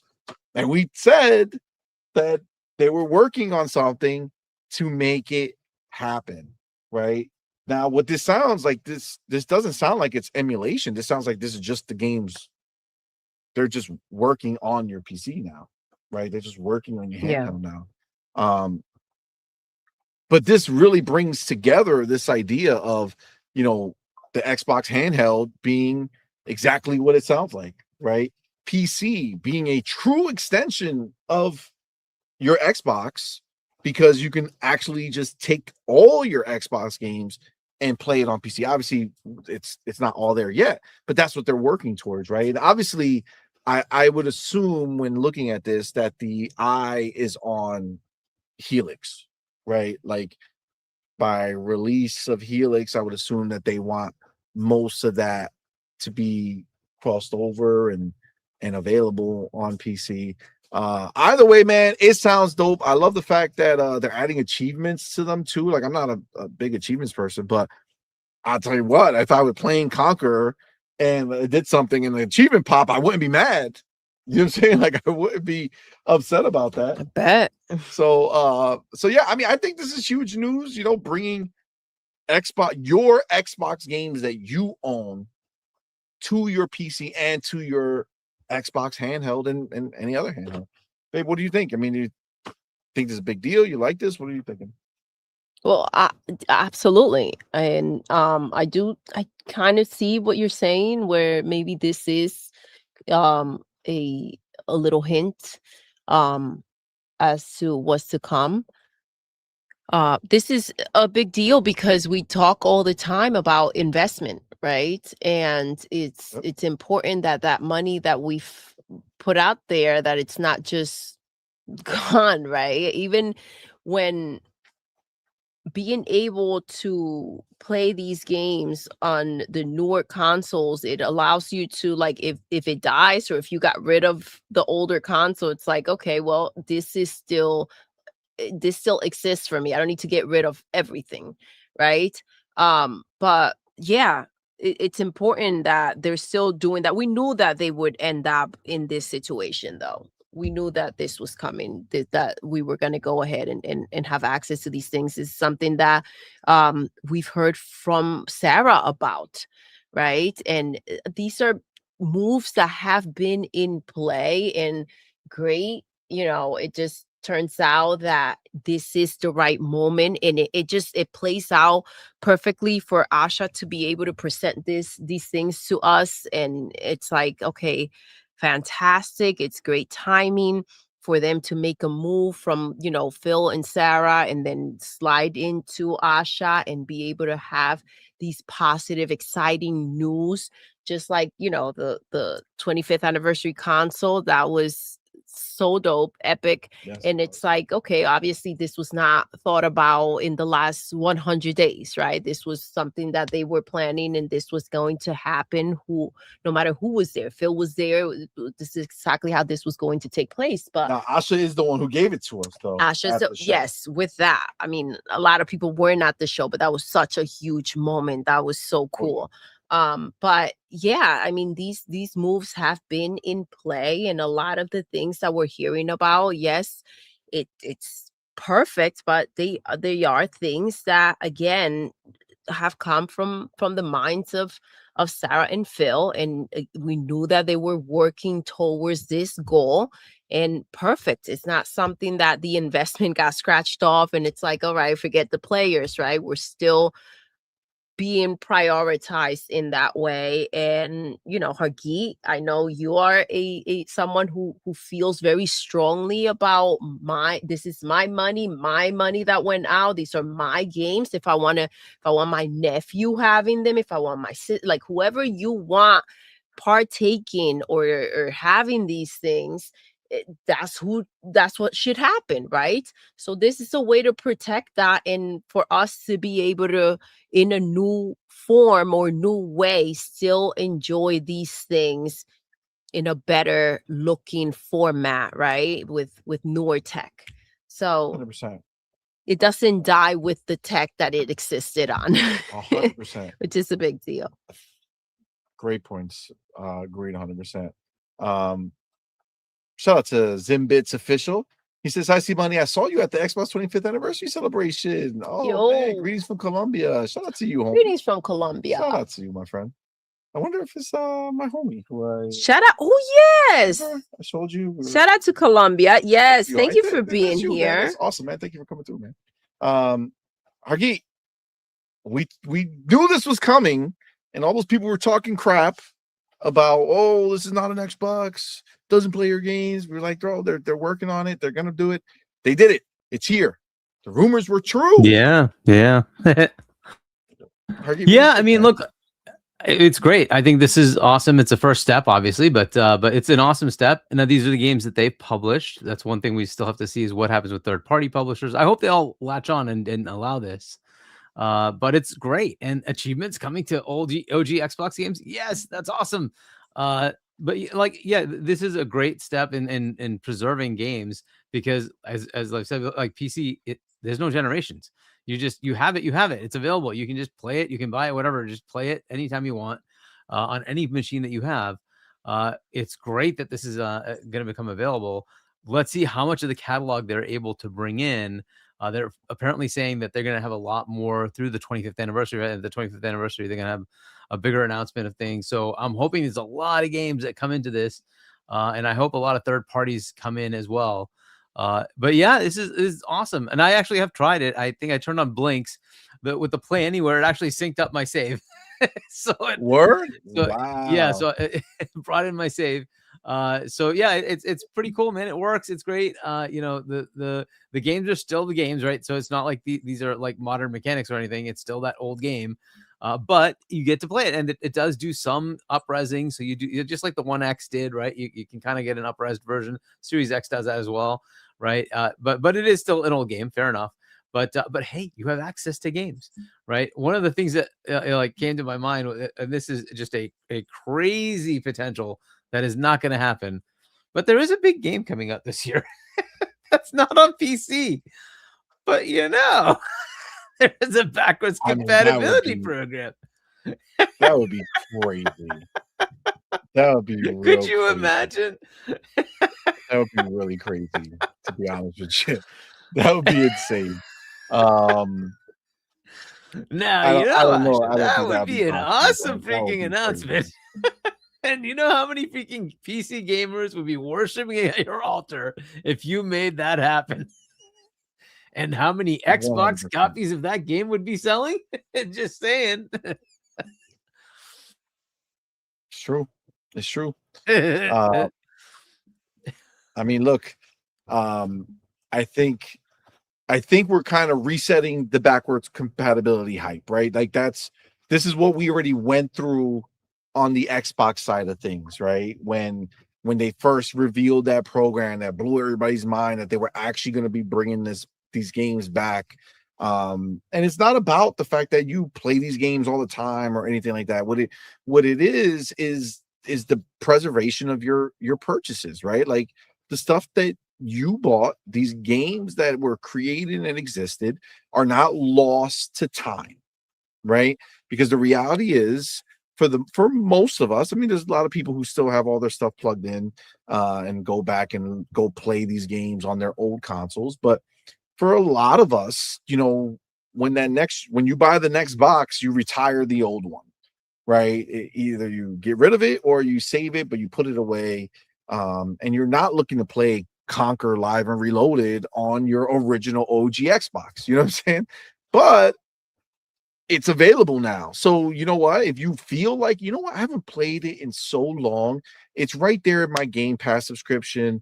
I don't have the digital copy of it, but I got it on Game Pass. Let me go play. Oh my God, I forgot how good this was. I forgot how much I enjoyed this, right? Or you know what? I missed this entire generation, right? One of the things, and people are kind enough to come in here and be like, oh, I saw you on the Xbox FanFest video, right? Which is cool that we were on there. But one of the things that kind of, I think, opened my eyes a lot to it is when you saw the people on there, a lot of Xbox fans who were at FanFest did not join in this generation.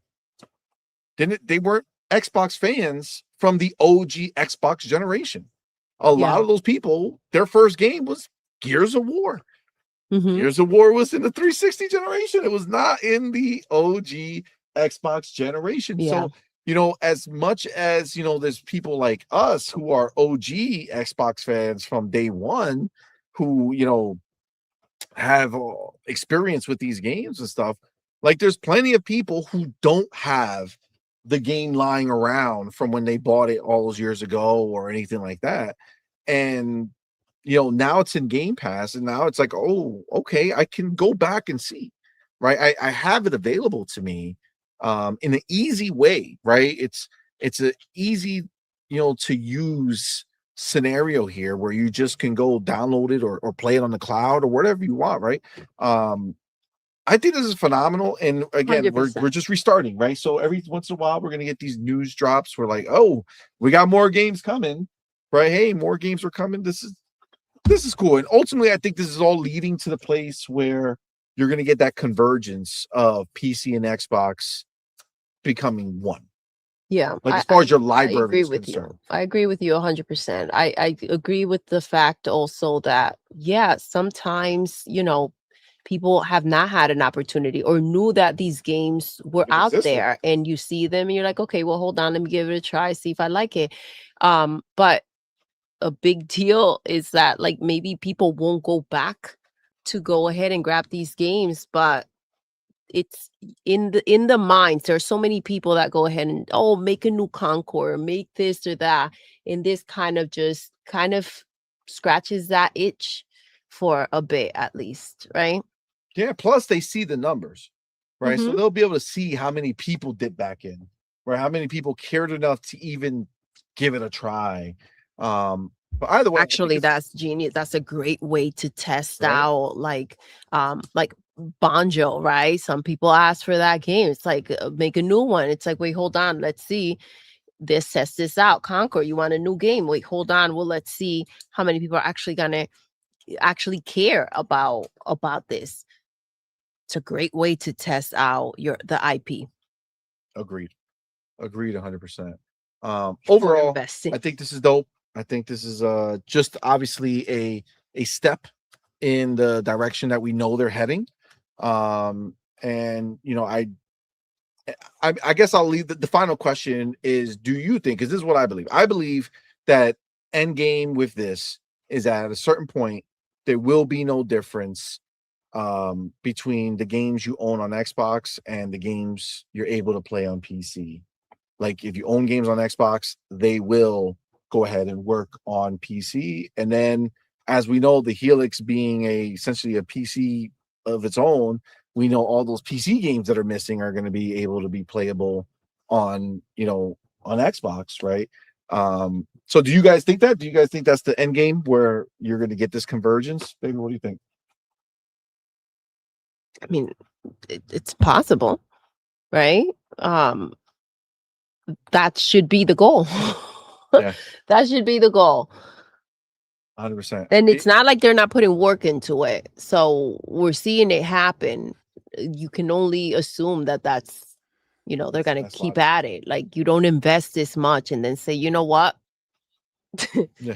I'm done. With deuces. Hargeet, what do you think? I think that's part of the goal of the next gen, at least, right? The Helix gen, that it's kind of a unified environment. So that games should just be playable across both. We'll have to see what this Play Anywhere becomes, right? And how that evolves over the next generation. Play Anywhere is very cool. It's definitely something I look forward to when I get a game, because then you just have access on everything, right? So it just makes it easier.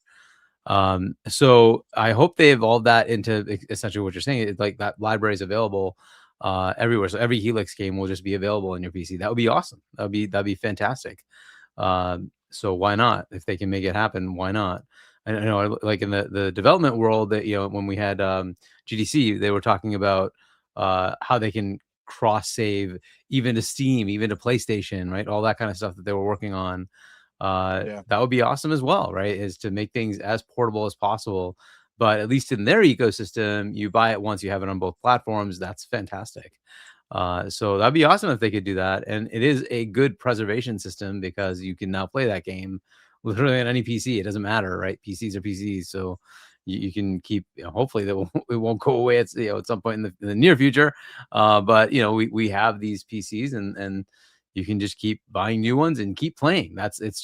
And there's more powerful hardware coming all the time that can do more fun things. Just imagine if NVIDIA is like, hey, we can hook into this and do that DLSS 5 neural rendering stuff on top of the game you already have, right? And suddenly your game that like looks like it's from the early 2000s suddenly looks like it's from 2025, and like hey, why not, right? Let's see what you can do and make it work. And let's think about like the 7090, not even the 6090, but the 7090. What is it going to do that's going to make things even more crazy?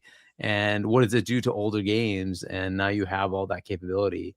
So think about even 360 games being enhanced, and Xbox One games getting more enhancements and whatnot, right? So if you have it in your library, what the heck, right?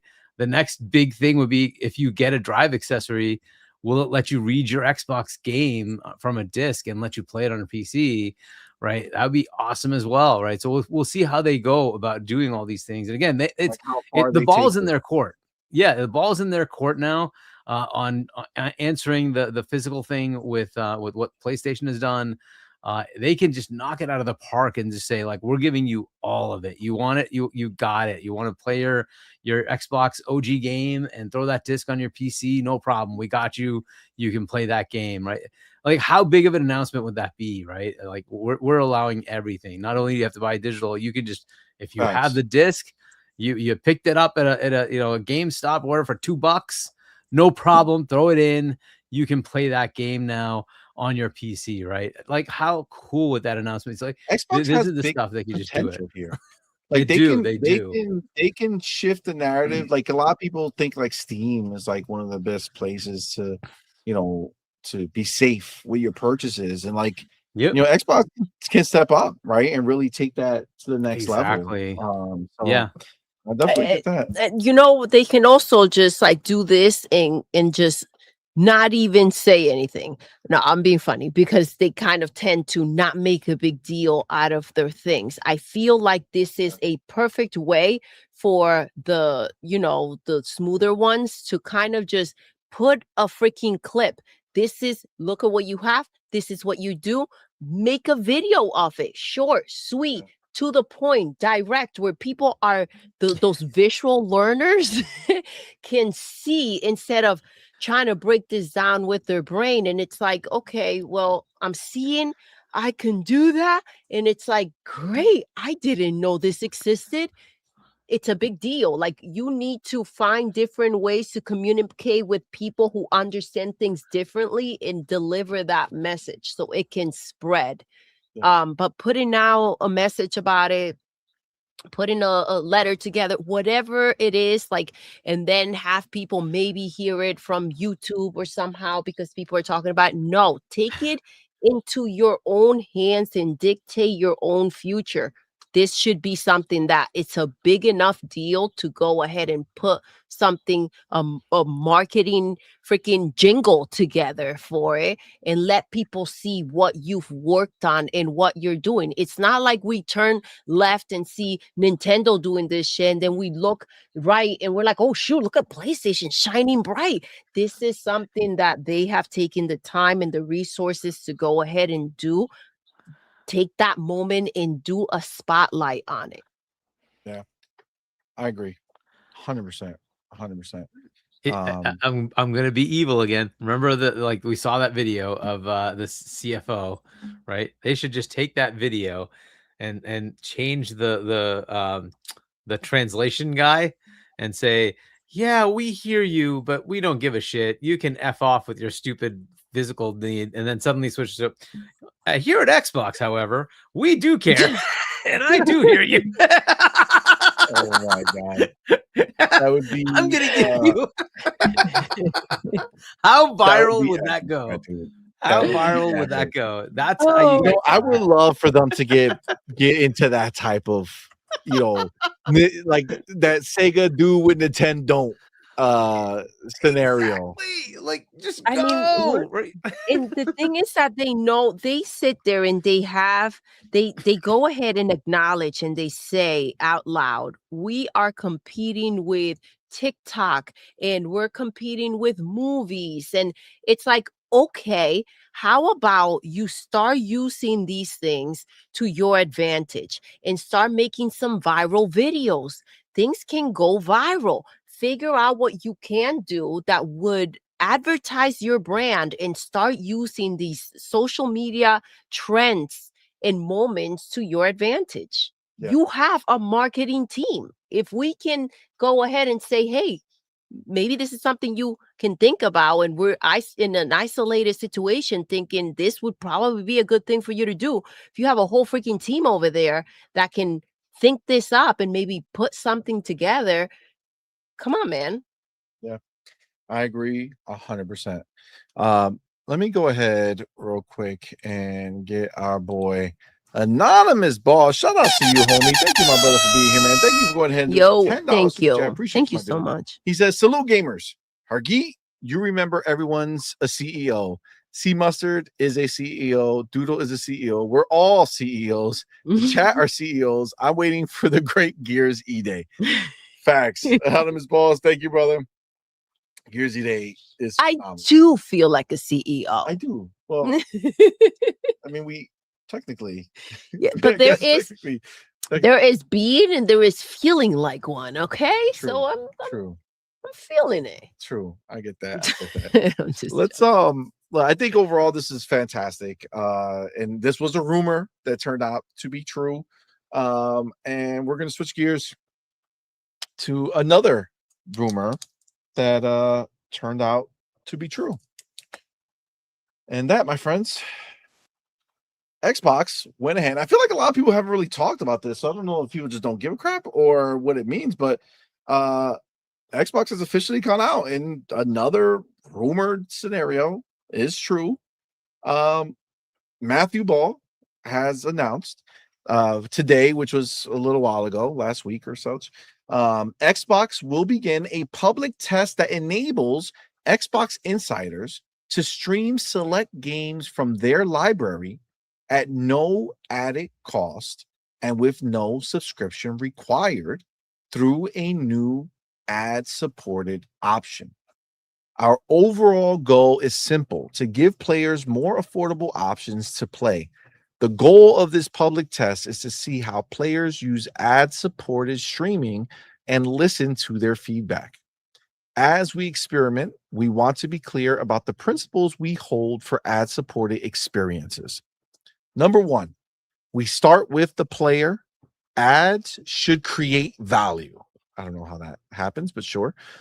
We do not interrupt the flow of gameplay. We hold ads to the same quality bar as our content. We are clear about what is an ad, and we make sure ads fit what players expect on each platform. And then there's a graphic here. It says stream games for free with ads for limited time only. Session limits apply. And then I don't know if there's, I mean, there's a whole, okay. So they do have an actual write-up. So that was just like a quick little summary, but obviously we come in here to dig deeper. So stream games for free with ads. So this, to be clear, this is not a Game Pass tier. Okay, so this is a stream your own games tier, right? So before, you needed Game Pass, right, to be able to stream your own game because it was still through cloud streaming that you did that, right? Is that what it was? Like, if you didn't have a subscription to Game Pass, you could not stream games that you own, right? So this is disassociating stream your own game from Game Pass. So theoretically, if you went and did not subscribe to Game Pass and you went right now, and from the looks of it, Forza Horizon 6 is one of them. I don't know, but that's what the image shows. You bought Forza Horizon 6. You don't own Xbox. You don't own and you're not subscribed to Game Pass. Theoretically, based off this, you should be able to stream games you own using an ad that will play beforehand. So they actually break it down right here. Says, here's what you can expect. Number one, ads will play before the sessions begin. The core game experience is unchanged. This is optional. Players can choose other ways to play at any time. So it says, so they break it down right here. So let's not use my assumptions. It says for many players, the device they already own now allows them to stream games with Xbox. Cloud can also help Xbox One owners play newer games built for Xbox Series X and S without needing to purchase new hardware right away.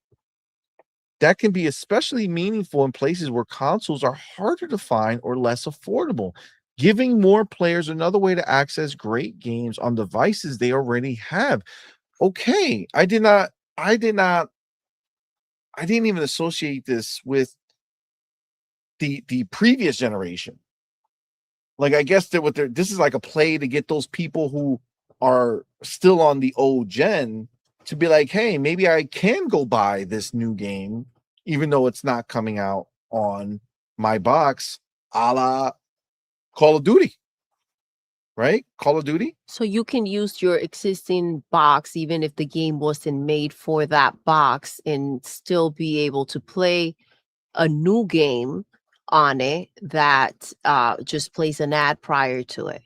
Yeah, so basically, like right now, if you only have an Xbox One, right, the previous generation, not the series generation, Xbox One generation, if you have that right now, that's the only thing you have, you can subscribe to Game Pass, and on your box, you can stream Xbox Series generation only games on your Xbox One.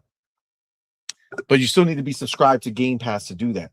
What this is saying is that if you look and see that this game is an ad-supported, streamable game, if you go and buy the game, even though you don't have the series generation of box and it's a series only game, you can play it on your console without having a Game Pass subscription. Well, I mean, great. I mean, I feel like that's such a smart thing. I didn't even think about, catering to the people who are not going to buy another box, especially with price increases, right? I mean, I think that's the problem, right? And realizing the fact that you can't force the hand. Even if you go ahead and only make the game for the newer consoles and you exclude everything else, it's like, are you really having a got you moment? How about the players are not going to go ahead and upgrade their console just for that one game, right? So I mean, it's time to start bending the rules and understand that this is a consumer's world. So if all they want to do is subscribe to Game Pass, make it so that that's all they spend their money on, and they don't need to get a box, and they don't need to, go ahead and spend that money that they may not have. If they want to buy a game and they don't need to upgrade a whole freaking console, you need to figure out how those players can go ahead and still give you their money. That's just the bottom line. And, Phil talked a lot about circulating the same players, but now because that's not growing, let's maximize how much money we get from those players. And I think that's a step in the right direction. Agreed. Huggy, what do you think about this, man? I think this is I think it's pretty cool. Yeah. So I'll give you the caveats. There's two caveats. One, that Blue Number Holly she came up with was, will ads just stay here if they continue this? If it's a successful thing, will that suddenly start to expand into other areas? Because that generally has been what's happening in everything else, right? So that's one caveat, one little thing to be worried about. But to me, what this is there is potential if they open it up to all countries. If they keep it limited to what they have now, where cloud gaming is available, I don't know that it's really all that I don't know what it will do, right? I think this is their last-ditch effort to make cloud work, because up to now they're telling us that it's not doing anything for them. They're not getting the customers they were expecting. So if it's not going to work with a paid subscription, can it work with one that you just do free? Will people adopt? For some reason, it's just not picking, right? Like GeForce Now has a better adoption rate than this. And GeForce Now, by the way, has an ad option as well. So like you can potentially, see the parallel and say, well, why isn't it working here? and say, all right, well, maybe they just need to do something different. And so they're trying it. They're trying to say, like, we'll just give it to you. Will that bring in customers? So we'll see. We'll see if it does anything, right? So far it has not. It's not lit up anything, right? Like what you would expect. Hey, it's cloud. It's available on all these TVs. They had that the Amazon Fire Stick deal. Bring in 10, 15, 20 million customers. To new TVs. Right? Yeah. So bring in 10, 20, 15, like 30 million customers, right? Nothing. It's not happening. And so what they're trying to figure out is how do we do that, right? So this is an interesting option. Let's see what happens. If it helps, great. If it doesn't help, I don't know what they do for cloud going forward, right? Because Asha said everything's up for debate, and this is a cost. It's a lot of cost for them. It is being subsidized by Game Pass money. Fair enough, right? But the question is, how much is that value being given back to the customer when they, some people like it. Some people like to use it. What fraction are gaining value that it's enough to make it worth the cost to them? So I don't know what the answer to all that is, right? That's up to Asha to figure out, Matthew Ball to figure out. I think they're trying to make this work. So let's see what happens. I can see it in certain instances where it'd be good, but it has to be pretty in front of you, right? One of the first things that happens if you don't already have a console is you need to use this to control. So you need to find a controller, or you're using a surface like this to actually do your playing, right? So somehow you have to have an interface that's going to work for everybody that allows you to play the game. So you can suggest, hey, why don't you just buy a controller? It's fair enough, right? Pick up a cheap $20 thing, whatever, and then hook it up to your TV. Fine. Are people going to do that or not? I don't know. This is the thing that barrier of entry is still there. Whereas, like, if you gave an ad tier, and people do this all the time, of a streaming service, it's you download the app and just watch, right?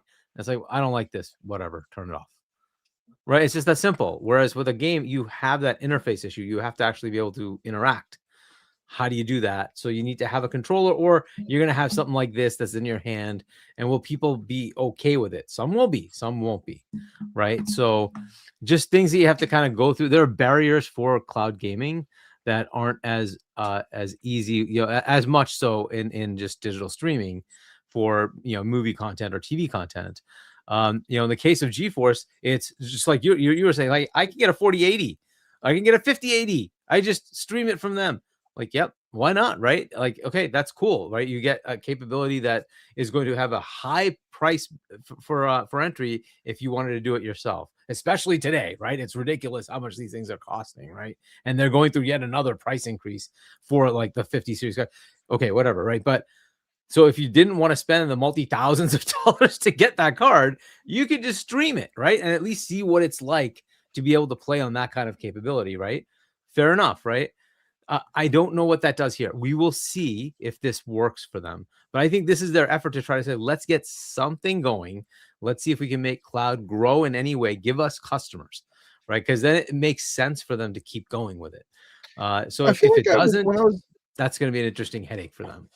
I think when I was reading, I mean, I definitely see that for sure. And I think if you're I think that's probably more of a zoomed out view of it, right? Like where they're going to be looking at how this helps cloud in general. But in the kind of more limited scope of how they presented it, we do know for a fact that there's still tens of millions of people who have not moved from the Xbox One generation. And that's just a fact. And, we do know that, yes, if you pay for cloud every month, if you pay for Game Pass every month, you have access at any tier to cloud, which allows you to play games that you cannot buy on your Xbox One. Well, you can buy, but you can't play, right? Yeah, absolutely. Yeah. Meaning, you can't play them natively on your hardware. And for me, this is like them saying, okay, listen, maybe one day you're going to, go ahead and upgrade to another box. But right now, if you buy this game without spending money on cloud every month, and you just say, all right, I want to buy this game because I want to play it, you can do that, and you can stream that game for free after you buy the game, but you can stream it for free to your console without upgrading, without spending, just like you said, right? Without spending the money to buy the hardware, right? You can use what you currently have to play the game that you want to play now versus waiting to this unforeseen future where you might upgrade, right? And in that case, I feel like it's a pretty, I think it's pretty good. I think it serves a great purpose for a lot of people who are not going to move. And how far does this go, right? Do they do deals with a Grand Theft Auto, with a Rockstar, right? Let us do they need permission, right? Do they need they permission don't, from anybody? They don't need permission. Like, can they just make this a broad sweep across the board where, like, when you buy a game on Xbox, you can play it ad-free, streamed to your other device that you own? I would think so. I don't see why that's an issue, right? You like, it's the license agreement is to allow it to be played on an Xbox. They literally are playing it on an Xbox. Yeah, so imagine games like Call of Duty, right? So like Call of Duty is going to be giving up a lot of players for the first time this year, where it's the first next gen only Call of Duty. Grand Theft Auto is, obviously they don't release every year, but it's only next gen, right? So or current gen, it's wait, what gen? It's current gen, right? Because current gen. Sorry. I know. Yeah, it's so little. 6 years in now. It's not next gen. Yeah, right? I know. It's current gen. You're right. But I guess because the past gen is still relevant, that's why I still look at it. But But I mean, this is a way to be like, hey, listen, I know we're taking away these games from you, and you don't have the $800 to go buy the Series X or whatever it is, or the $400 or $500 to go buy this. Well, if you just buy the game like you would have if the game was available on your box, you can still play it. It's streaming, but you can still play it, and it's not going to cost you any money. There's no penalty for not upgrading outside of watching an ad. And I think a lot of people will do that. I mean, we're like mobile players, they do this shit all the time, right? Like they just sit there and they'll watch an ad for another little perk in their game, right? I don't know. I feel like that's a big thing. What do you think about that, baby? The fact that the generation is of people who are still stuck on the old generation of Xbox One, Xbox One X, who are not going to be able to buy Grand Theft Auto or the new Call of Duty, because for the first time, Call of Duty is dropping that previous gen, and they can still buy the new Call of Duty and just stream it for free. All they have to do is watch an ad. I mean, do you think that's the thing? And I think it's so important. Like, why are you eliminating the possibility? We're not talking about, a couple $100 to get a new console, right? Even the Series S, which was the easiest way to get into this gen, it's still expensive, especially now, right? The best deal till this day was that Black Friday for $149, right? So it's never hit that point since. So I do think that this is a genius way to go ahead and make more money. You have to figure out a way around it. And yes, if you know that, instead of spending hundreds of dollars on a new console, all you have to do is watch something real quick, I think a lot of people will be willing to do so, to go and get their hands on these games. I mean, not to mention, like what you just said right now, like people can go buy used consoles and be like, oh shit, I could just go buy, like if I wanted to, I can go buy another a used old console for cheap and be able to buy the game. Keep in mind though that like Call of Duty isn't going to work, right? You have to actually have Game Pass anyway. So you'll at that point you can just do cloud streaming. It doesn't matter. But for the multiplayer. The multiplayer. Exactly. Multiplayer access is going to require Game Pass anyway. But as far as like GTA, that may work. I'm not sure what they're going to do there. I don't know what's happening I just haven't heard anything on GTA Online. I don't know what's going on with that part of it. Would there be like an offline mode that works with this? I just don't know. Offhand, I just don't know. So like, I'm not sure, because have they even announced what's happening with GTA Online yet? No. No. GTA Online, so for all we know, we just don't know, right? There's no word on it. We have no clue. Yeah. So there might be some where it's not, like, I know like Madden is also one of the ones that's current gen only now, and again, it's the same problem. Madden is an online game, so you're going to require a Game Pass subscription unless anyway. you play single player, right? So unless you, I don't know if it even works. Have you tried it? I've always had Live Arcade, Xbox Live Gold, and now Game Pass. That I've never not had it. So wouldn't know. I don't know if the game just idea. says no, or if it like just turns off features. Not allowed. I don't know. Not allowed. Right? Yeah, I don't know. That's pretty. That's pretty interesting. And it's an ad video, right? Yeah, it's going to play before the game, and it's obviously also but you're talking about deals, right? Because it says session limits apply. So yeah, it's a 1 hour session. And okay, so 1 hour session. There was something about, I think you can extend it by watching another set of ads. You can extend it a couple of times, and then you're done for the day or something like that. Now, let me ask you, how much money do you think on top of that income from people buying the games, right? The software, here you go. Now you're looking at more money coming in, and then those deals that you're going to make for those ads are going to be playing, that these players are going to have to see, that maybe they'll click on and buy something, or like you understand, you also active players at that moment, right? Yeah. So you are getting your game. Like if you're a game company and you want to be like, oh yeah, hell yeah, Microsoft, I'll advertise my game through this new ad model. So anytime, if they're playing a similar type of game, play my ad. Like that makes sense to me, right? There's a lot there. And yeah, maybe, some of these caveats, we're obviously focusing on the biggest and the baddest, but that doesn't change the fact that there's tons of games that release that are not available on previous generation anymore. 100%. People could just be like, oh man, I heard about that game. I really wanted to play it. And doing this, I can, right? It made me think of like sometimes, especially with you, because I'm very aware, and it's like, man, come on, hurry up. But you'll be playing something on your phone and an ad pops up for a different game, and then you'll start playing that in like 10, 15, 20 minutes later, you'll be like, wait, hold on, this is not what I was playing. You had clicked into the game that they were advertising, and you've been in there the whole freaking time, and you're like, wait, hold up, I wasn't even trying, I didn't even come in for this.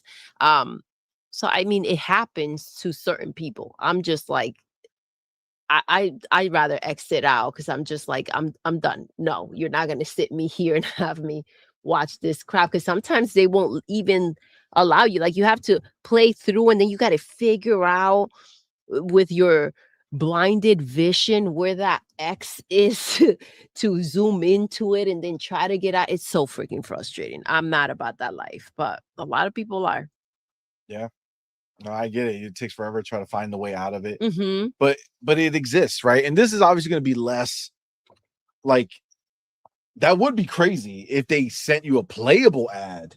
You know what I'm saying? That would be like next level, right? Where like in the beginning, you think you're starting this other game, and they're like, here's you start right in a shooting section of some game, or right in the middle of let's not pretend. That will bring back demos. I feel like not a lot of games make demos anymore. If you go ahead and you introduce an ad for a game and click here to try the demo, if people liked it and a nice short taste of it, and who knows how much more you end up selling because of it. Could be a rabbit hole. Agreed. And it may not work with everyone, but if you look at just a third of the people, that's still huge. Yeah, I agree. If you get any amount of people who are like, yeah, I'll do this, that weren't going to buy the game and now are buying the game, that's a W. Obviously, for the bigger games, it might be a drop in the bucket, but for like smaller games, smaller companies who are releasing games, if all of a sudden they didn't have to make their game work on an original, on the previous generation, Mhm. and now it's available for purchase to them, and they're able to play it there. I mean, that's I mean, that's that pretty drop sweet. in the bucket, though, it's still a drop. Exactly. If you're Shout out to- thirsty, you're thirsty. Shout out to Dave Reezy with that 2 out 2 Dave Appreciate Reezy you, was homie. good, fam. Says PlayStation, we hear you, but we still don't care. Facts. I mean, that's just the reality. Message received. listen. Message unlocked. Message unlocked. Look, at the end of the day, I think listen, options are never the enemy. You know what I'm saying?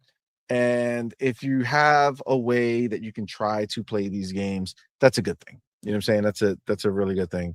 And we'll see how they expand it. We'll see what they do. I might try it out. I gotta find out how to use it.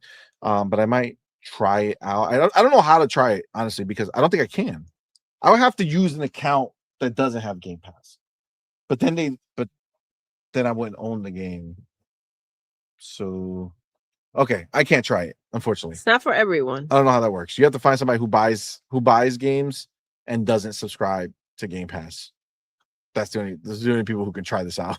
So unfortunately, I can't help. I couldn't give you no insight. Wow. But Sorry, we'll see guys. how it goes, man. I love the option, right? The options is cool. The question is, are they going to ever take this to Game Pass, right? Are they ever going to say? I think F they it? will.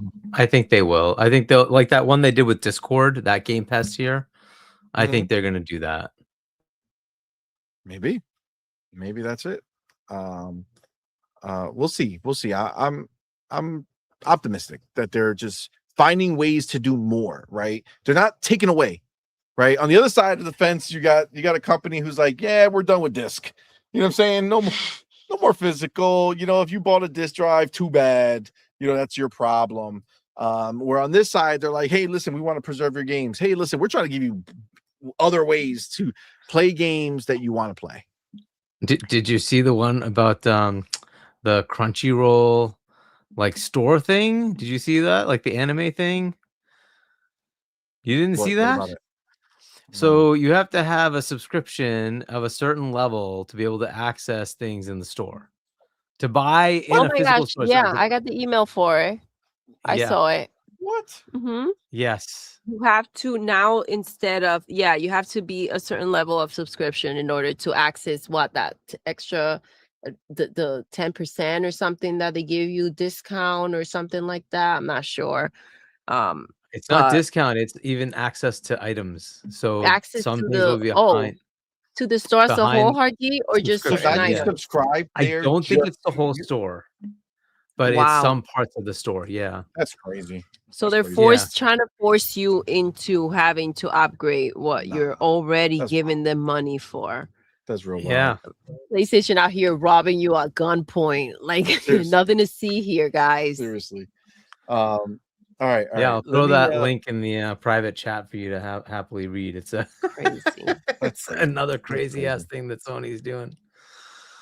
They don't stop. They don't stop. They don't stop screwing their customers. That's That's exactly what it is. That's exactly what it is. They're wild. All right. bro. Let me Wild. we're gonna jump in real quick to the next quick topic, which is listen, Halo, it dropped. Okay. One of my most anticipated games of the year is here. I got early access to it. And unfortunately, I got that early access during our vacation. So I was not able to just sit there and dive into Halo. I did play some while we were out there, but not too much. I played I only played the bonus missions while we were there. I did stream I streamed the beginning of the game the other night. Or not streamed it. I put a video up for it. I am planning to stream it when I do the next stream, the next mission. But either way, the game's phenomenal. I love it. I love it so much, so hard. And unfortunately, I don't know how, but somehow people decided that game that was amazing is not amazing anymore because it looks better. But that's cool. You do have the the reviews here. You got some people gave it 10s, you got some people gave it 9s, 8s, and then you get down to the 7s and the 6.5 at Dual Shockers. Metacritic is 83, OpenCritic is 84. I mean, look, it's a phenomenal game. I don't think there's any questions there for any real, Halo fans. Not like I wouldn't say hate. It's kind of hard because there's a lot of people who are critiquing it who are, I know for a fact, are Halo fans. But at a certain point, I do feel like there's a line of a Halo fan, line of like any fan really, where you go from loving something and enjoying it to being like this like super harsh critic over it. And Well, the demeanor is, I'm going to kick back and impress me, but I don't necessarily know what it is that is going to impress me. Mhm. So you need to figure that out, impress me. And everything that doesn't impress me is trash. That's the problem. I do not have a problem. Obviously, other people's opinions are their opinions. Great. I don't have a problem with that. I do get annoyed with when the opinion comes with an invalid reasoning behind it, right? I think that's the issue where we're nitpicking or just saying things out of our a-holes just to say them because we think it's cute, when again, we've talked about the support for the developers and the love for the gaming industry, and then somehow it didn't tickle your fanny and you want to go ahead and burn it all up. I've heard things like, close down the studio, this game should have never been made. Again, in your opinion, speak on the context of what your experience was exactly, right? Like factually, like with backing of why you feel this way, and what took place. But the idea that because your isolated situation or take,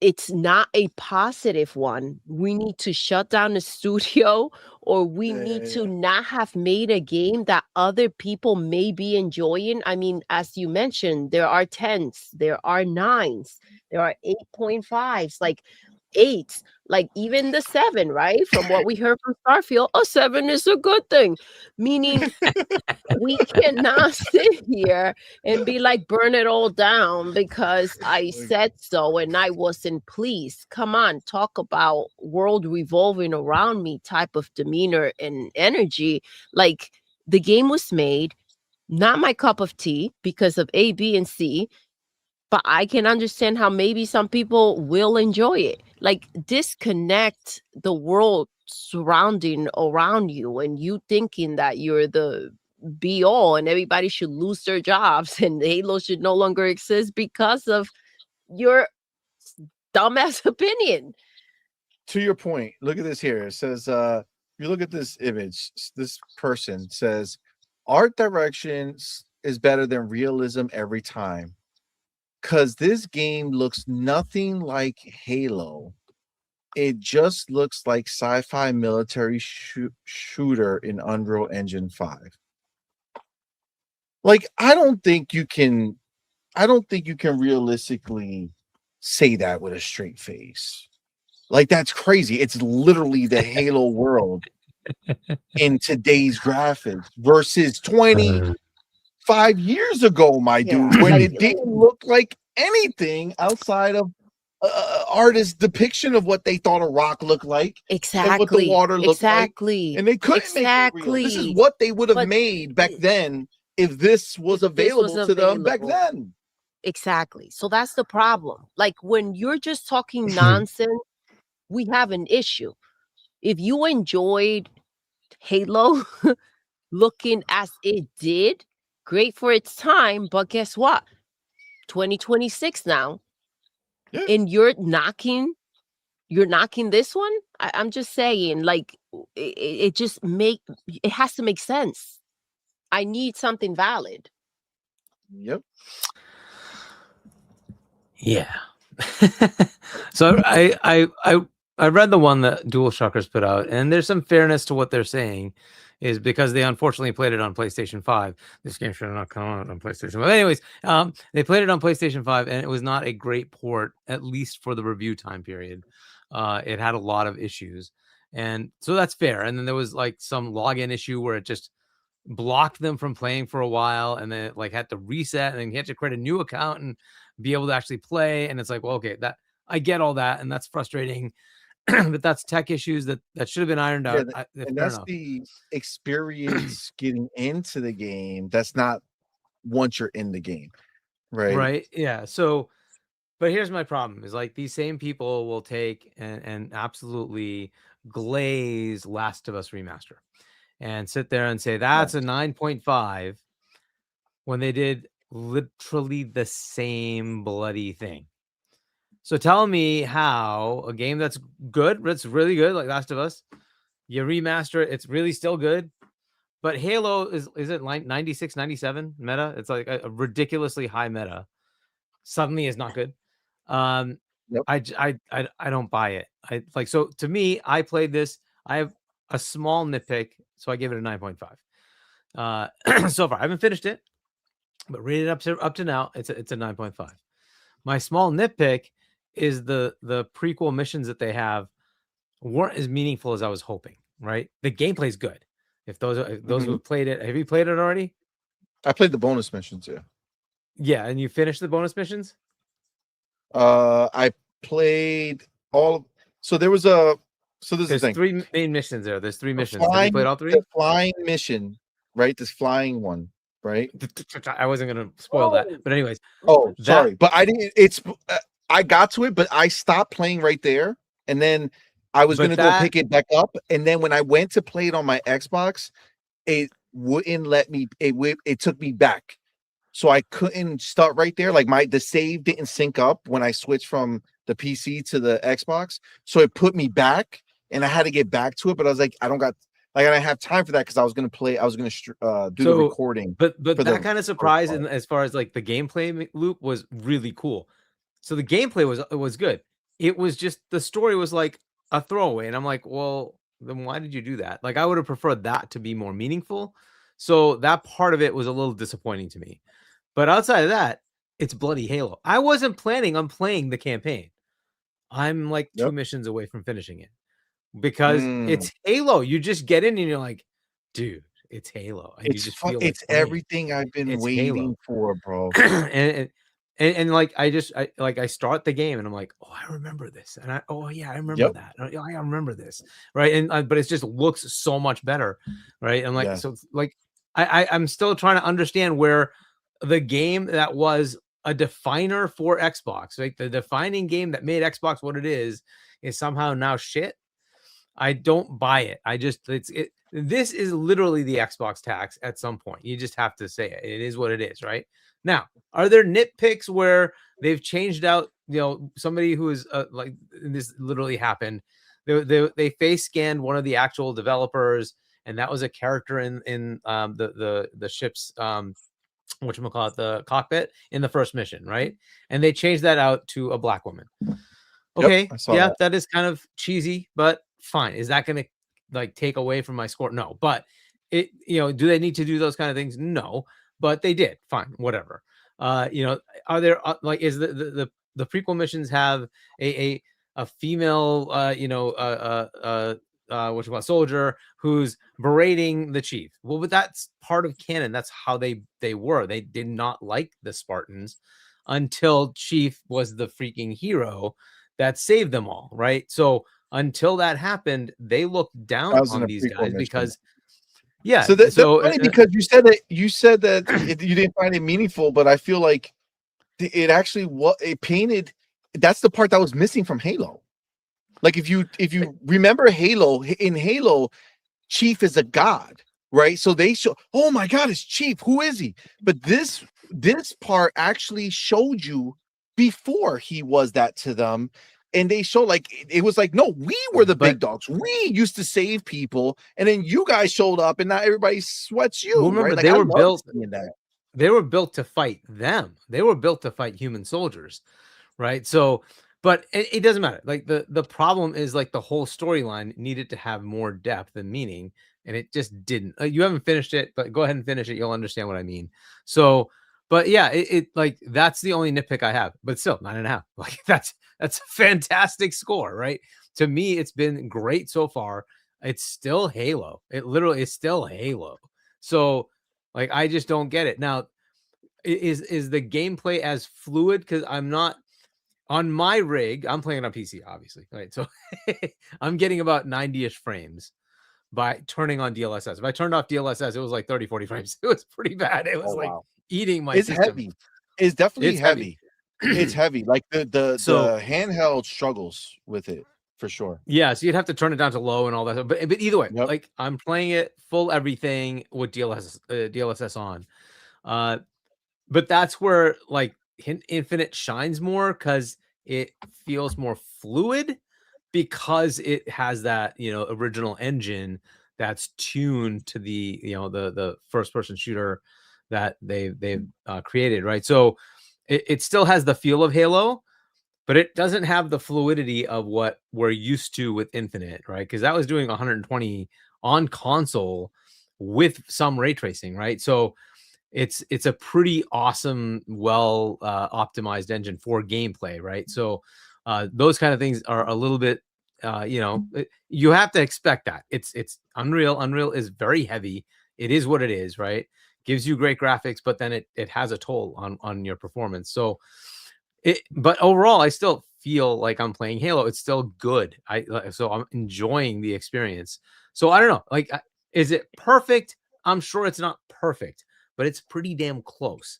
And if I had to rate it, I still have to rate it based on what I'm playing, the actual immersion of being in Halo again, right? It's still so good. It's like it's and pulled me also, in. I mean, it's been 25 years, so I can't back the mentality that it had to be an identical experience as it was back then. I don't. No, because back then you're playing it for the first time, right? Yeah, it carries different weight. now. You are, exactly. You're looking at things like the tech has evolved, and they're kind of just bringing you here. This is if you experienced it for the first time. Now, this is how we would have polished it. This is how it would have been made. These are the visuals of it. But like Hargi mentioned, and what I'm getting from him is, hey, I loved Halo then. This is Halo. I love it now, right? And he wasn't planning to. Exactly. So if you are talking about a situation where they're giving you something that already existed and you loved, right? And you're saying, okay, well, maybe the extra, again, I'm using it's in the word extra, right? You're getting that experience that you had, right? The memories back just in modern tech, and you're getting extra. The extra may not be your cup of tea, but it's still what you love. If you no longer love it, what it's happening is that experience you had doesn't exist to you anymore. You no longer love Halo, but that doesn't mean that people can't still love it and say, yo, this is what I'm talking about. This is why is the GOAT, right? This 100%. Is why I fell in love with this game. This is why this was the it game for the Xbox console. Like, there is a disconnect that needs to exist where you maybe outgrew something, but that doesn't penalize it to a point that it's no longer good or it won't resonate with people. Those are two different things. So it's just it's so crazy. No, I agree. You can come in and say it wasn't the experience that I had then. It's not going to be, because that was a first time giddy freaking in a time where gaming was relatively on the newer side to seeing things like that Halo. Yeah, but exactly. And like having that type of game, right, was also on the newer end. Like you gotta understand the tech and seeing it, even if it didn't look freaking unbelievable or amazing or whatever the heck. it's like, okay, it was something new and fresh, and it was like, holy crap, where can we go? We're showing you that, this is where we would have been. The ideas that were there, like you said, they just imagined what a rock will look like in a video game and said, okay, this is close enough, this is good enough, and look at what we can do now. It's just people need to chill. Yeah, I mean, look, at the end of the day, like literally, if you watch the video that I put up playing, the actual main game for the first time in Unreal Engine 5. Again, I played the bonus missions up into that point only. When I played that game, and you can watch the video, like there comes a point where I literally am getting choked up playing the game. Like this is the game that made gaming for me. Like I loved gaming after Halo came into my life. Like I was a gamer, but loved it. Like just obsessed with what it can make me feel, what it can make me do in a game, like what I can experience. It was Halo, man. And for me to be able to look at it the way it looks, like what they accomplished with this is crazy. Like my mind is blown that I'm playing this game in 2026, literally, 25 years later from when I was 15 years old to now as a 40-year-old man playing this game and like literally getting choked up that this Perfection. Absolutely. This is perfection, bro. The game is absolutely stunning, and it's not just stunning. Like, understand, I'm not I am a graphics whore. I love that, but in general, Halo is way more to me than graphics, right? Like, yes, it's always been a stunner every generation, but the gameplay is there, my dude. Like, the game feels amazing. It feels better than the old one did. It does. It feels better, and the changes they made the weapons better, dude. The stupid plasma pistol. You know how much I hated that weapon back in the day. If I had to pick that up because I ran out of bullets, I was so annoyed. I hated it with all my life. Now I love that damn thing. You go watch the video. I seek it out. Literally in the beginning of the game, I had the regular pistol, and I'm like, all right, there's the plasma. I would swap out, but I'm gonna keep because this is my first time playing with this pistol. So I wanted to experience it more. But as soon as I was able to go ahead and be out of there and ran out of bullets or whatever, and I swapped over to it, oh my god, I love it. They made it feel like it should have. It's still an alien weapon, right? Like it's a plasma pistol. It should hurt. And it's so well done. And not for nothing, but I played the first mission in first person. But then once we landed on Halo, I figured out how to go ahead and activate the skull. You got to quit out, then start basically a new game, but pick the level, and then you can activate the skull. And then I turned it on, and I turned on freaking third person, and it is glorious. It is exactly what I hoped it would be. It feels so good to play in third person. It feels so good to finally see Chief in all his badass ways. It's phenomenal. Animation work is beautiful. The way he moves is great. Everything. They nailed it, my dude. They nailed it, bro. There's no other way. I'm sorry, but everything that I've seen about it, all the quote unquote hate, listen, you can feel something about the game. You could be like, oh, this particular thing is not my cup of tea. Maybe Cortana, right? They changed how she look, right? She doesn't look the way they've kind of been leading her or whatever it is, right? They changed her look again, all right, and it's fine.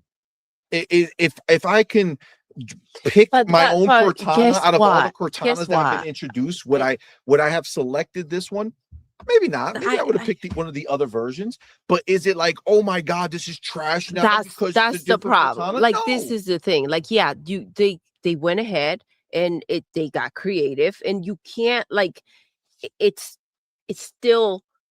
It's not something that is it should not make you say, burn this freaking copy.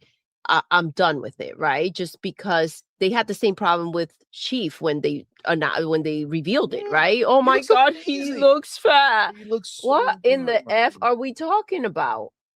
Like, So good. come on. If they got exactly the same versions and they weren't completely polished enough, they will also have a problem with that. I think that's the problem that I'm getting to. There's a problem regardless. Like, Always a problem. yeah. So I get it. I agree. Listen, ultimately, you know, Halo came out, it did its thing. There's a lot of hate out there for it.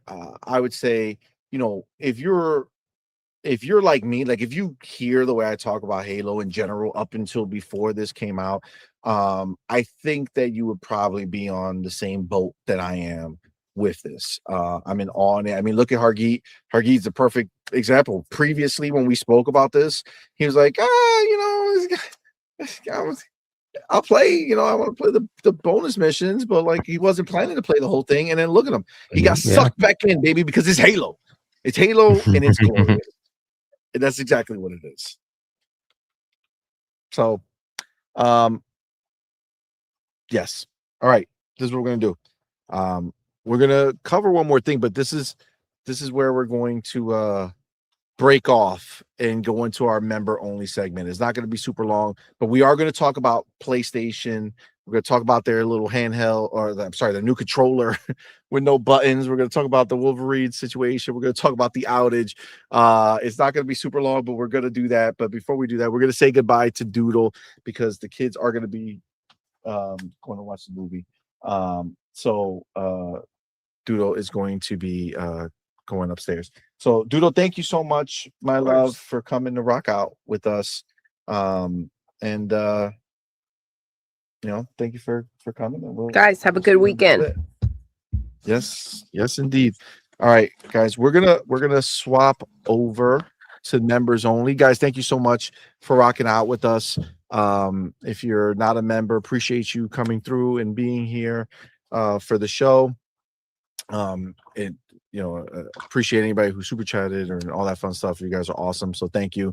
And if you do want to stay for these things, we are gonna, we do them on every show. Yesterday we didn't do it because I was by myself, but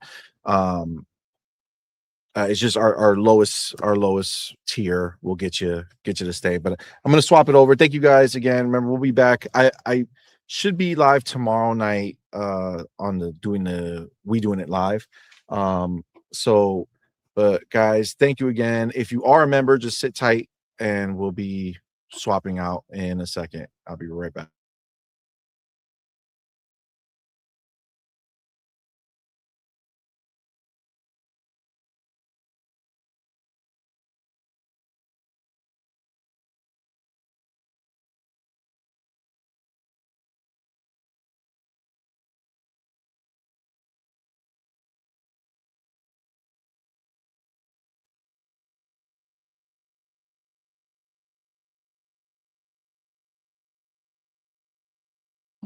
I'm not hearing you.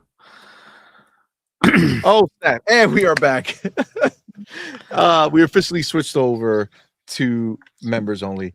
And shout out to the homie Hargy Chadi. He went ahead and gifted 20 All-Point-For-Gamer memberships, man. Shout out to the homie Hargy. Y'all know what to do. Put the mother effort. Welcome to the family emoji in the chat. Welcome our newest members, man. We appreciate each and every one of y'all for rocking out with us. And again, in the chat, let our boy Hargeet know that you appreciate him, man. Thank you so much. Okay, yeah, so we are here in our let me update this real quick. Do this, bam. Gifted Hargeet 22. Yeah, bam. All right, update this. Okay, put that back on. Bam. All right. Here. Okay. So what I'm gonna do is grab over here.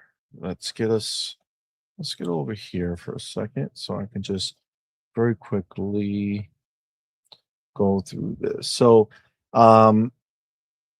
let's go here. I know I have PlayStation. Okay, so we're gonna start with the very perfectly timed, almost comedically timed PlayStation outage. Obviously, we know that they are planning to go digital only.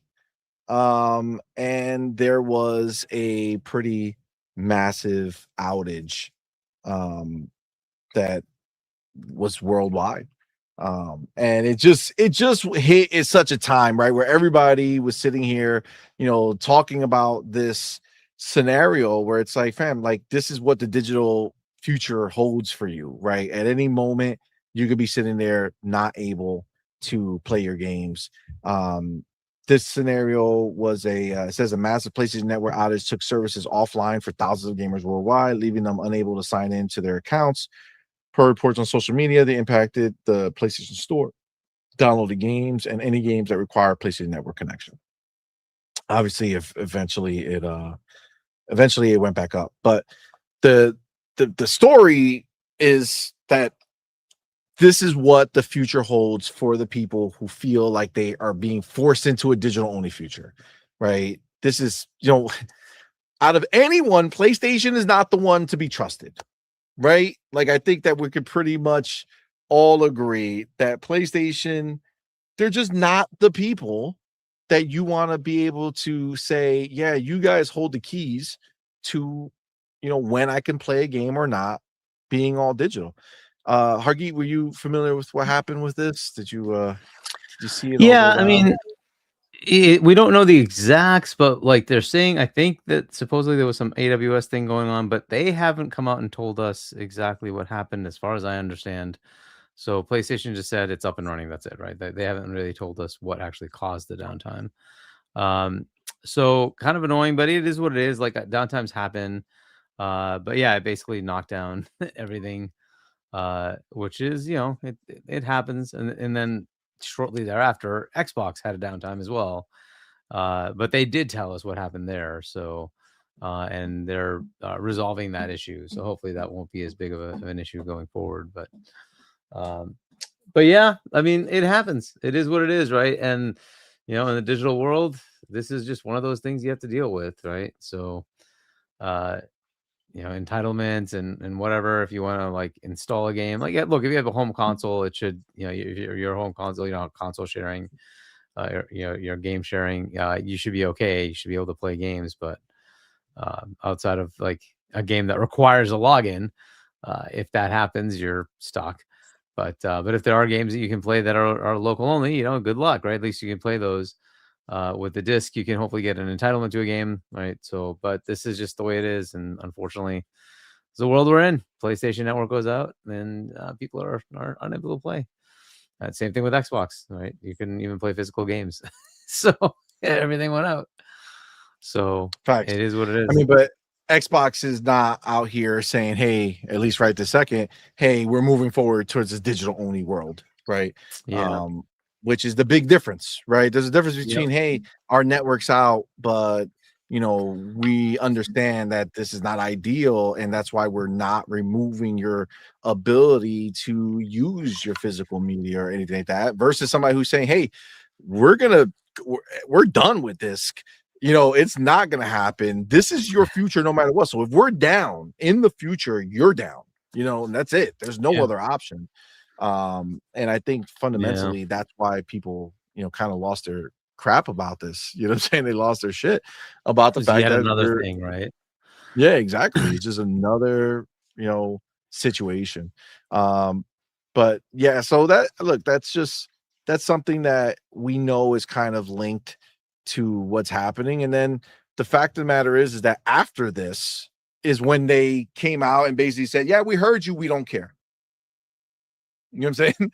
So like they know, like they announced it, their network went down, and then they're like, yeah, we get it, but whatevs. You know what I'm saying? Like, it is what it is. Oopsie, don't care, right? So, that's where I think people are left with a bad taste, but it kind of is what it is. now let's roll into to this here, guys. This had me rolling. So you went from, hey guys, we're done with physical. We don't want any physical disc. But you thought we were going to stop at disc. No. We don't want anything physical, actually. We don't want any buttons. They're done. You're going to just touch the screen. These are basically, they're putting a phone in your hand with handles. Kind of like what the Portal is, right? Kind of like obviously has buttons, but like they're basically, I don't know. Do you think this is for like mobile people? Like, is this their play to try to get people who only play on mobile right now? Is this their way to go ahead and be like, hey, we got a controller for you. You don't need buttons. I know buttons are scary. You don't need buttons. What do you think? Do you think that, like, I don't know. I don't know how this makes sense outside of that. I don't think a regular gamer is like, yo, let me get a let me get a controller with no buttons, please. Well, so like this was announced before. It I think it was like February or something. I don't know. It was announced before.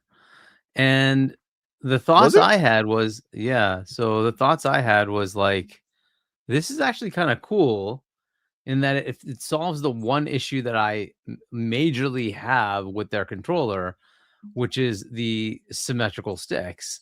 It allows me to reposition them to be asymmetrical, like I'm expecting, like with everybody else, like they do it the right way, right? So if that changes here, that's one thing. The downside is it's not a stick. It's just a touch on a thing. And so I've tried using the phone as a control surface. It's very weird because you don't have the tactile feedback of an actual stick. So I don't know how that's going to work. Now, like, I'm sure they're going to have haptics around it to try to make it feel like it's a joystick. We'll see what they do with it, right? So if they've got the tech down to the point where it functionally feels okay in the hand, okay, then maybe it works, right?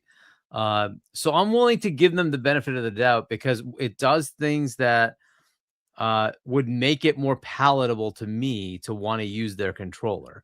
Because right now I'm like out. I'm just done with their controllers because the symmetrical sticks just does not work for me. The other cool thing it does is it does allow you to change things up for a given game, right? So if you want to have everything kind of laid out in a way that it's more useful for a first person shooter versus a flight simulator versus whatever, right? So depending on the genre, maybe it's a fighting game and you want to have certain button layouts and things like that. Maybe it makes it more conducive to that so that you have a better time playing those games, right? So it has some applicability where it could be an interesting choice where you can change the layout based on the game itself, right? So I'm willing to give it a chance, but it really comes down to is it more gimmicky or is it really going to work? Because we're all kind of used to having an actual thumbstick, right? That you can then use, right, with your thumb. And I don't know how that's going to feel without an actual thumbstick. So I'm waiting to see what the design is going to be. So, I mean, we could certainly make fun of it and whatever, but like, I'm willing to be open, just like I was with Intergalactic. Like I'm willing to be open to the idea that it's going to be a good game. Right. But prove it, just prove it to me. Right. Show me. Right. So, I don't know what the internet reaction has been or but the social media reaction has been to this. But from my perspective, that was my take, was like, hey, it solves the one thing that I do not like about their controllers. I can move the thumb up to the top part instead of the bottom for the left side, right? That could be a good thing for me. So overall, I thought that might be a cool thing. Again, more to what they show, right? This is just a patent. They may never even put it out, right? But if they do decide to go down this path, I'm going to wait and see as to what they're actually going to give me, and then see if it's of value or not. Even if I don't buy a PlayStation, you could buy this controller and use it on a PC. So it should be available there too. So interesting potential. We'll see what they do with it. That's really my takeaway is it's too early to tell. I have a feeling I'm not going to like not having a physical thumbstick. So we'll see if that actually holds or not. Because I have had the experience on this and it was just not good. So for some people, it's good. And I think to your point, you were asking, like, is this for the people that use a phone as an interface? Maybe that's exactly who they're going after. That makes more sense to me. You're used to this. Is actually like genius, actually. Right? Yeah, right? You're used to this. YUR says it, like, kids are used to that, right? Kids are playing iPad, they're playing this. So this is a way to be like, hey, kid, here's what you already know. There you go. This is the easy. I mean, maybe they give you crazy because it's options. funny for hardcore gamers, but it's genius for the casuals, right? Right, but maybe they give you both options. Maybe they say, you can get, like, this is a special one that you buy, and the default one is just a normal PlayStation, dual sense or something like that. I would find it wildly unrealistic to believe that they would package this with the new PlayStation. I think this is a new controller. I think this is a controller that PlayStation is going to say, hey, if you're not okay with buttons, if you're not familiar with them, if you're used to touching the screen, this is the controller for you. It's actually really smart. It's actually really smart in that way. It's funny for, people who are, hardcore gamers to be like, oh, of course PlayStation will release a controller without buttons, right? But it's probably pretty genius. So we will see. Again, I'm in the same kind of boat as you. Like, it's not something that I would get. And I already, like, all my kids already know how to use controllers, like with buttons and thumbsticks. They all play with the Xbox controller. So it's not for it's not for us. But I could definitely see, like, if you have a young kid and they are used to using the phone to play games and do stuff like that, it's actually pretty smart. It's a kind of great way to bring them into the fold. And I would imagine that if that's the case, if that is the angle, I would expect Xbox to probably join the fray at some point if they see why not that works. So yeah, I mean, that's, again, it's just funny when you, as a hardcore person, and be like, of course PlayStation would be like, we don't need buttons. You barely got games to play. Makes sense. But no, in general, I think it's for people who are not familiar with it, is useful. And like you said, you just don't like the way that works. That being said, though, I would imagine that you can just buy a third-party controller that has the more Xbox configuration if you really, really wanted to. But that's is what it is. That's where they at. Now, this is what I want to look at real quick before we head out of here. I want to watch it with you guys. Maybe I'm just cracked out. Okay, I don't know. I want to see it with you guys so I don't walk away talking myself. This is Wolverine. All right, this is a story trailer, their newest story trailer. And man, I really wanted to find a reason to like this game, and I just can't find it. So let's watch it together and see if I want everybody's reaction. I don't know if you've seen it yet. Let's watch it together. Logan, it's me. Wait.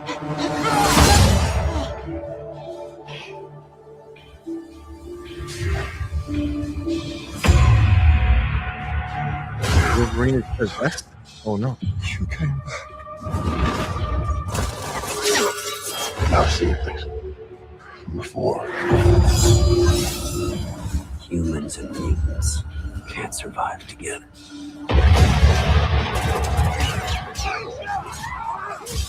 I've tried to keep them safe for so long. Fucking trash. Inside, now! I thought you were back. We were back. We're gonna build the future. from mutants. That is why you belong here.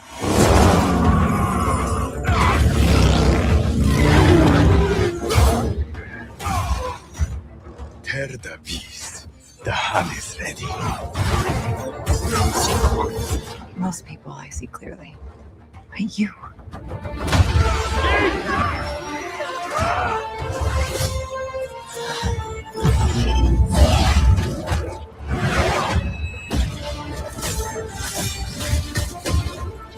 Just give in!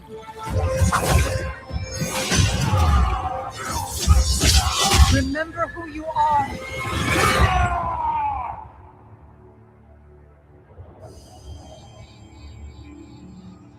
Just can't let a man rest in peace, can you? PlayStation.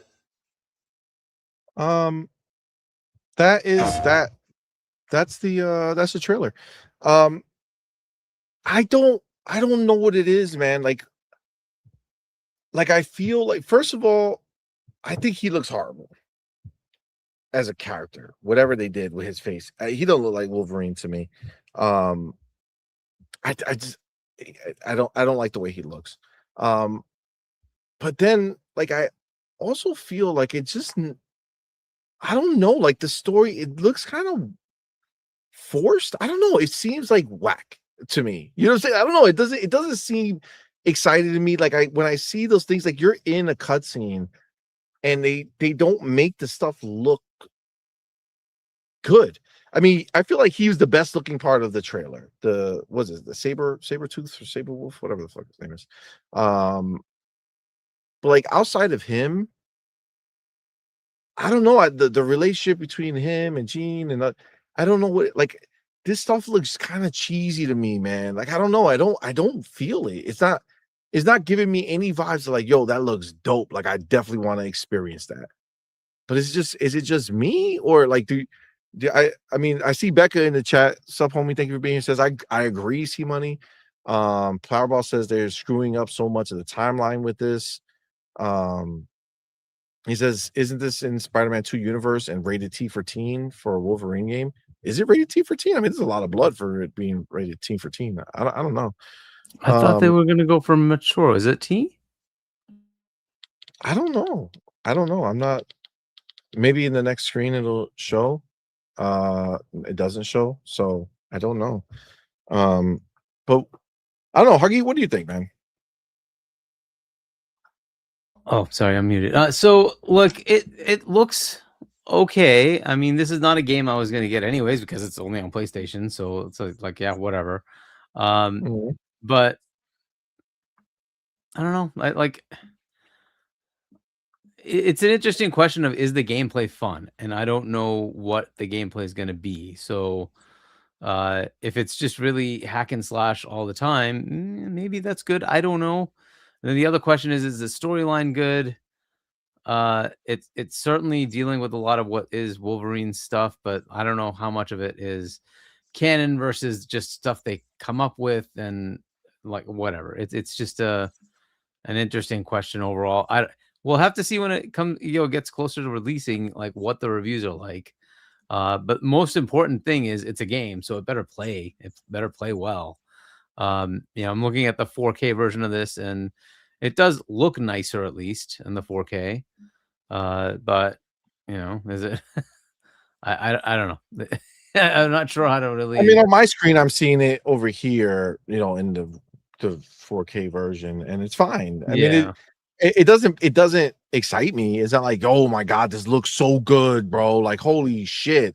Like, no, like this isn't like on Halo level. You know what I'm saying? Like, this is definitely not in that realm of graphics, but I just don't know. A lot of times it looks like we're watching cutscenes, and it's like, well, this is a story trailer, so this is all cutscene. Yeah, but it just seems like it's like, as a cutscene, they're not pushing anything to make it look cool. I don't know. I feel like there's somebody who thinks they are making something that looks cool, but doesn't actually know 100% what actually looks cool or exciting. Like, in a world where we got that other Wolverine game on the 360, Like this should have been like that game impressed us all, right? Like we all saw that game and was like, oh my god, that's amazing. This, not so much. Powerball says it is M for mature. I would assume so. There's a lot of blood in there for that. I don't think they could get away with doing a T for teen on this one, but yeah, I don't know. For me, it didn't get me there. Doesn't excite me. Not something that I'm looking forward to. This was like the last bastion of hope for me. Was like, oh, could they show me something at the last second that makes me say, oh, this looks dope? Nah, the story just didn't do it. Just didn't do it. Nothing got me excited at all. So just not it for me. And Becca's like, I don't have a PlayStation, so I'm not excited for it anyway. I get that too. You know what I'm saying? I get that too. I was just hopeful. I do have a PlayStation. I was hopeful that something could make me say, man, I feel like I want to jump into that. And this ain't it, Jack. So nope, not for me. Yeah. Anything else on it at all? Arky, are you going to be buying a PlayStation? Yeah, I mean, it's just like obviously I'm not. I don't like. Yeah, if they put it on PC, I have a potential to maybe look at it. Again, it really comes down to the ratings on this thing. If the gameplay is fun, this has always been my problem with PlayStation games. Is it's like 90% fucking stupid CGI cutscenes, and I'm like, I want to play. Like, I don't want to watch cutscenes. Like, let's play and hear what's going on with the story. But like that's not what they do. It's just like, oh, you played 10 seconds, it's time for a cutscene. Like, oh, okay, fine, whatever. Fine. We'll see what they do with it, but their formula is kind of just that, and it's okay to a point. Some people like that formula. For me, I want to play. I think the anti of this is Nintendo. That gives me like almost no cutscenes. It's all just gameplay, and it's like, that's what I want. Like, give me just the gameplay. I want to just play. So look, I'm okay with it for the amount of times that I play a PlayStation game, right? I'm okay with it, right? Like it fills a certain gap, right? There's certain experiences that are like that, and I'm okay with it. I don't care if it's a cutscene heavy, but not like Final Fantasy cutscene heavy, right? Where it's just like, oh my God, that was another one. Inundated with that, right? Like tell me a cool part of the story, let me play. Bring me back to a cool part of the story, let me play, right? I'm okay with that for the one-offs that I would play it for, right? Yeah. And in this case, that would be fine if I saw that trailer right now and it looked fire, like it just looked, oh my god, like it looks so good. Wow, man, maybe I have to rethink this. Maybe I might have to try it out. But it's not. It doesn't. They just could not capture me as a potential buyer, and that's just not. It just is what it is. So Powerball saying they're rewriting the history of Wolverine here. That it's before the X-Men, which that's a lot to do, especially when there's like popular Wolverine, media that exists. You know what I'm saying? Like Logan exists. Like we see that amazing version of it. Like, why are you like, your guy looks ass to begin with, and now you're gonna rewrite history? I don't know. That doesn't seem very exciting to me. But look, guys, this is where we're gonna wrap up, man. Thank you all for coming to rock out with us. Thank you to you members who who support the channel. Appreciate you very, very much. So thank you for coming to hang out with us. I forgot to tell everybody when I finished the show, so I'm gonna I'll put it on Twitter and on YouTube and on Discord. But for the next at least 5 weeks or so, 5 or 6 weeks, one of our shows is going to absolutely change. I cannot do Tuesdays going forward for the next 6 weeks or so. Just I have something that's going on and I can't do it. So we're going to move the show to Mondays. And theoretically, all of our shows will start at 7 instead of 8. So like, for instance, Hargi, night shift will be at 7 o'clock, assuming there's nothing crazy going on, just because of like the way scheduling for me with like work and stuff is going on, I kind of need to, I have to get in bed. You know what I'm saying? I got stuff that's going on that I gotta be up for. So I don't have the free nilly willy ways of things. That's why, you know, we're shutting it off now. Right now I would be going to bed in a great scenario. You know, I would have already been off and rested up and then boom, went to bed. But so 7 o'clock is the way forward, but I have other things that might stop that from happening too. So we might still be at 8, but it'll be from 8 to 11. We start at 8:15, so I wanted to add the other 15 minutes. But like they're going to be 3-hour shows. There's just the way forward. It's going to be 8 to 11 or 7 to 10. Obviously you'll know if we're going to go at 7, but Fridays should always be at 7 unless something pops up. But it's just the Monday show whether or not I can do 7, and we doing it live. I don't know if I'll be able to do 7 depending on what's going on. But yeah, that's the schedule. So we'll be back on. Well, technically tomorrow I should be live. It would be live around 7. If I'm gonna do the we doing it live, I'm gonna play the next mission in Halo, and then that's gonna be my last time streaming it, and then I'm just gonna be able to play it free. And there's a bunch of games that dropped on Game Pass that I want to jump into. So definitely looking forward to doing that tomorrow, hopefully. And then then we'll be back on Monday, Thursday, Friday, right? That'll be the way forward for at least a month, maybe a month and a half. So we'll see. All right, guys, thank you again. Appreciate y'all. With that, we're gonna go ahead end the show. Wait, let me do this because this thing gets crazy if I don't do this. So let me go here. It's just easier this way. Bam, bam, bam. Okay. All right. So yes. So just remember, Monday we'll be live. Tomorrow we might be live. Thursday, Friday. That's the goal. 7 o'clock if possible. 8 o'clock will be the default, but we won't go past 11 unless we start later. You know, I'll make up for it. But it's a 3-hour show going forward. All right, guys. With that, we're gonna end the show the way we end every single show. Doodle. We're done. Until next time, you're intruding.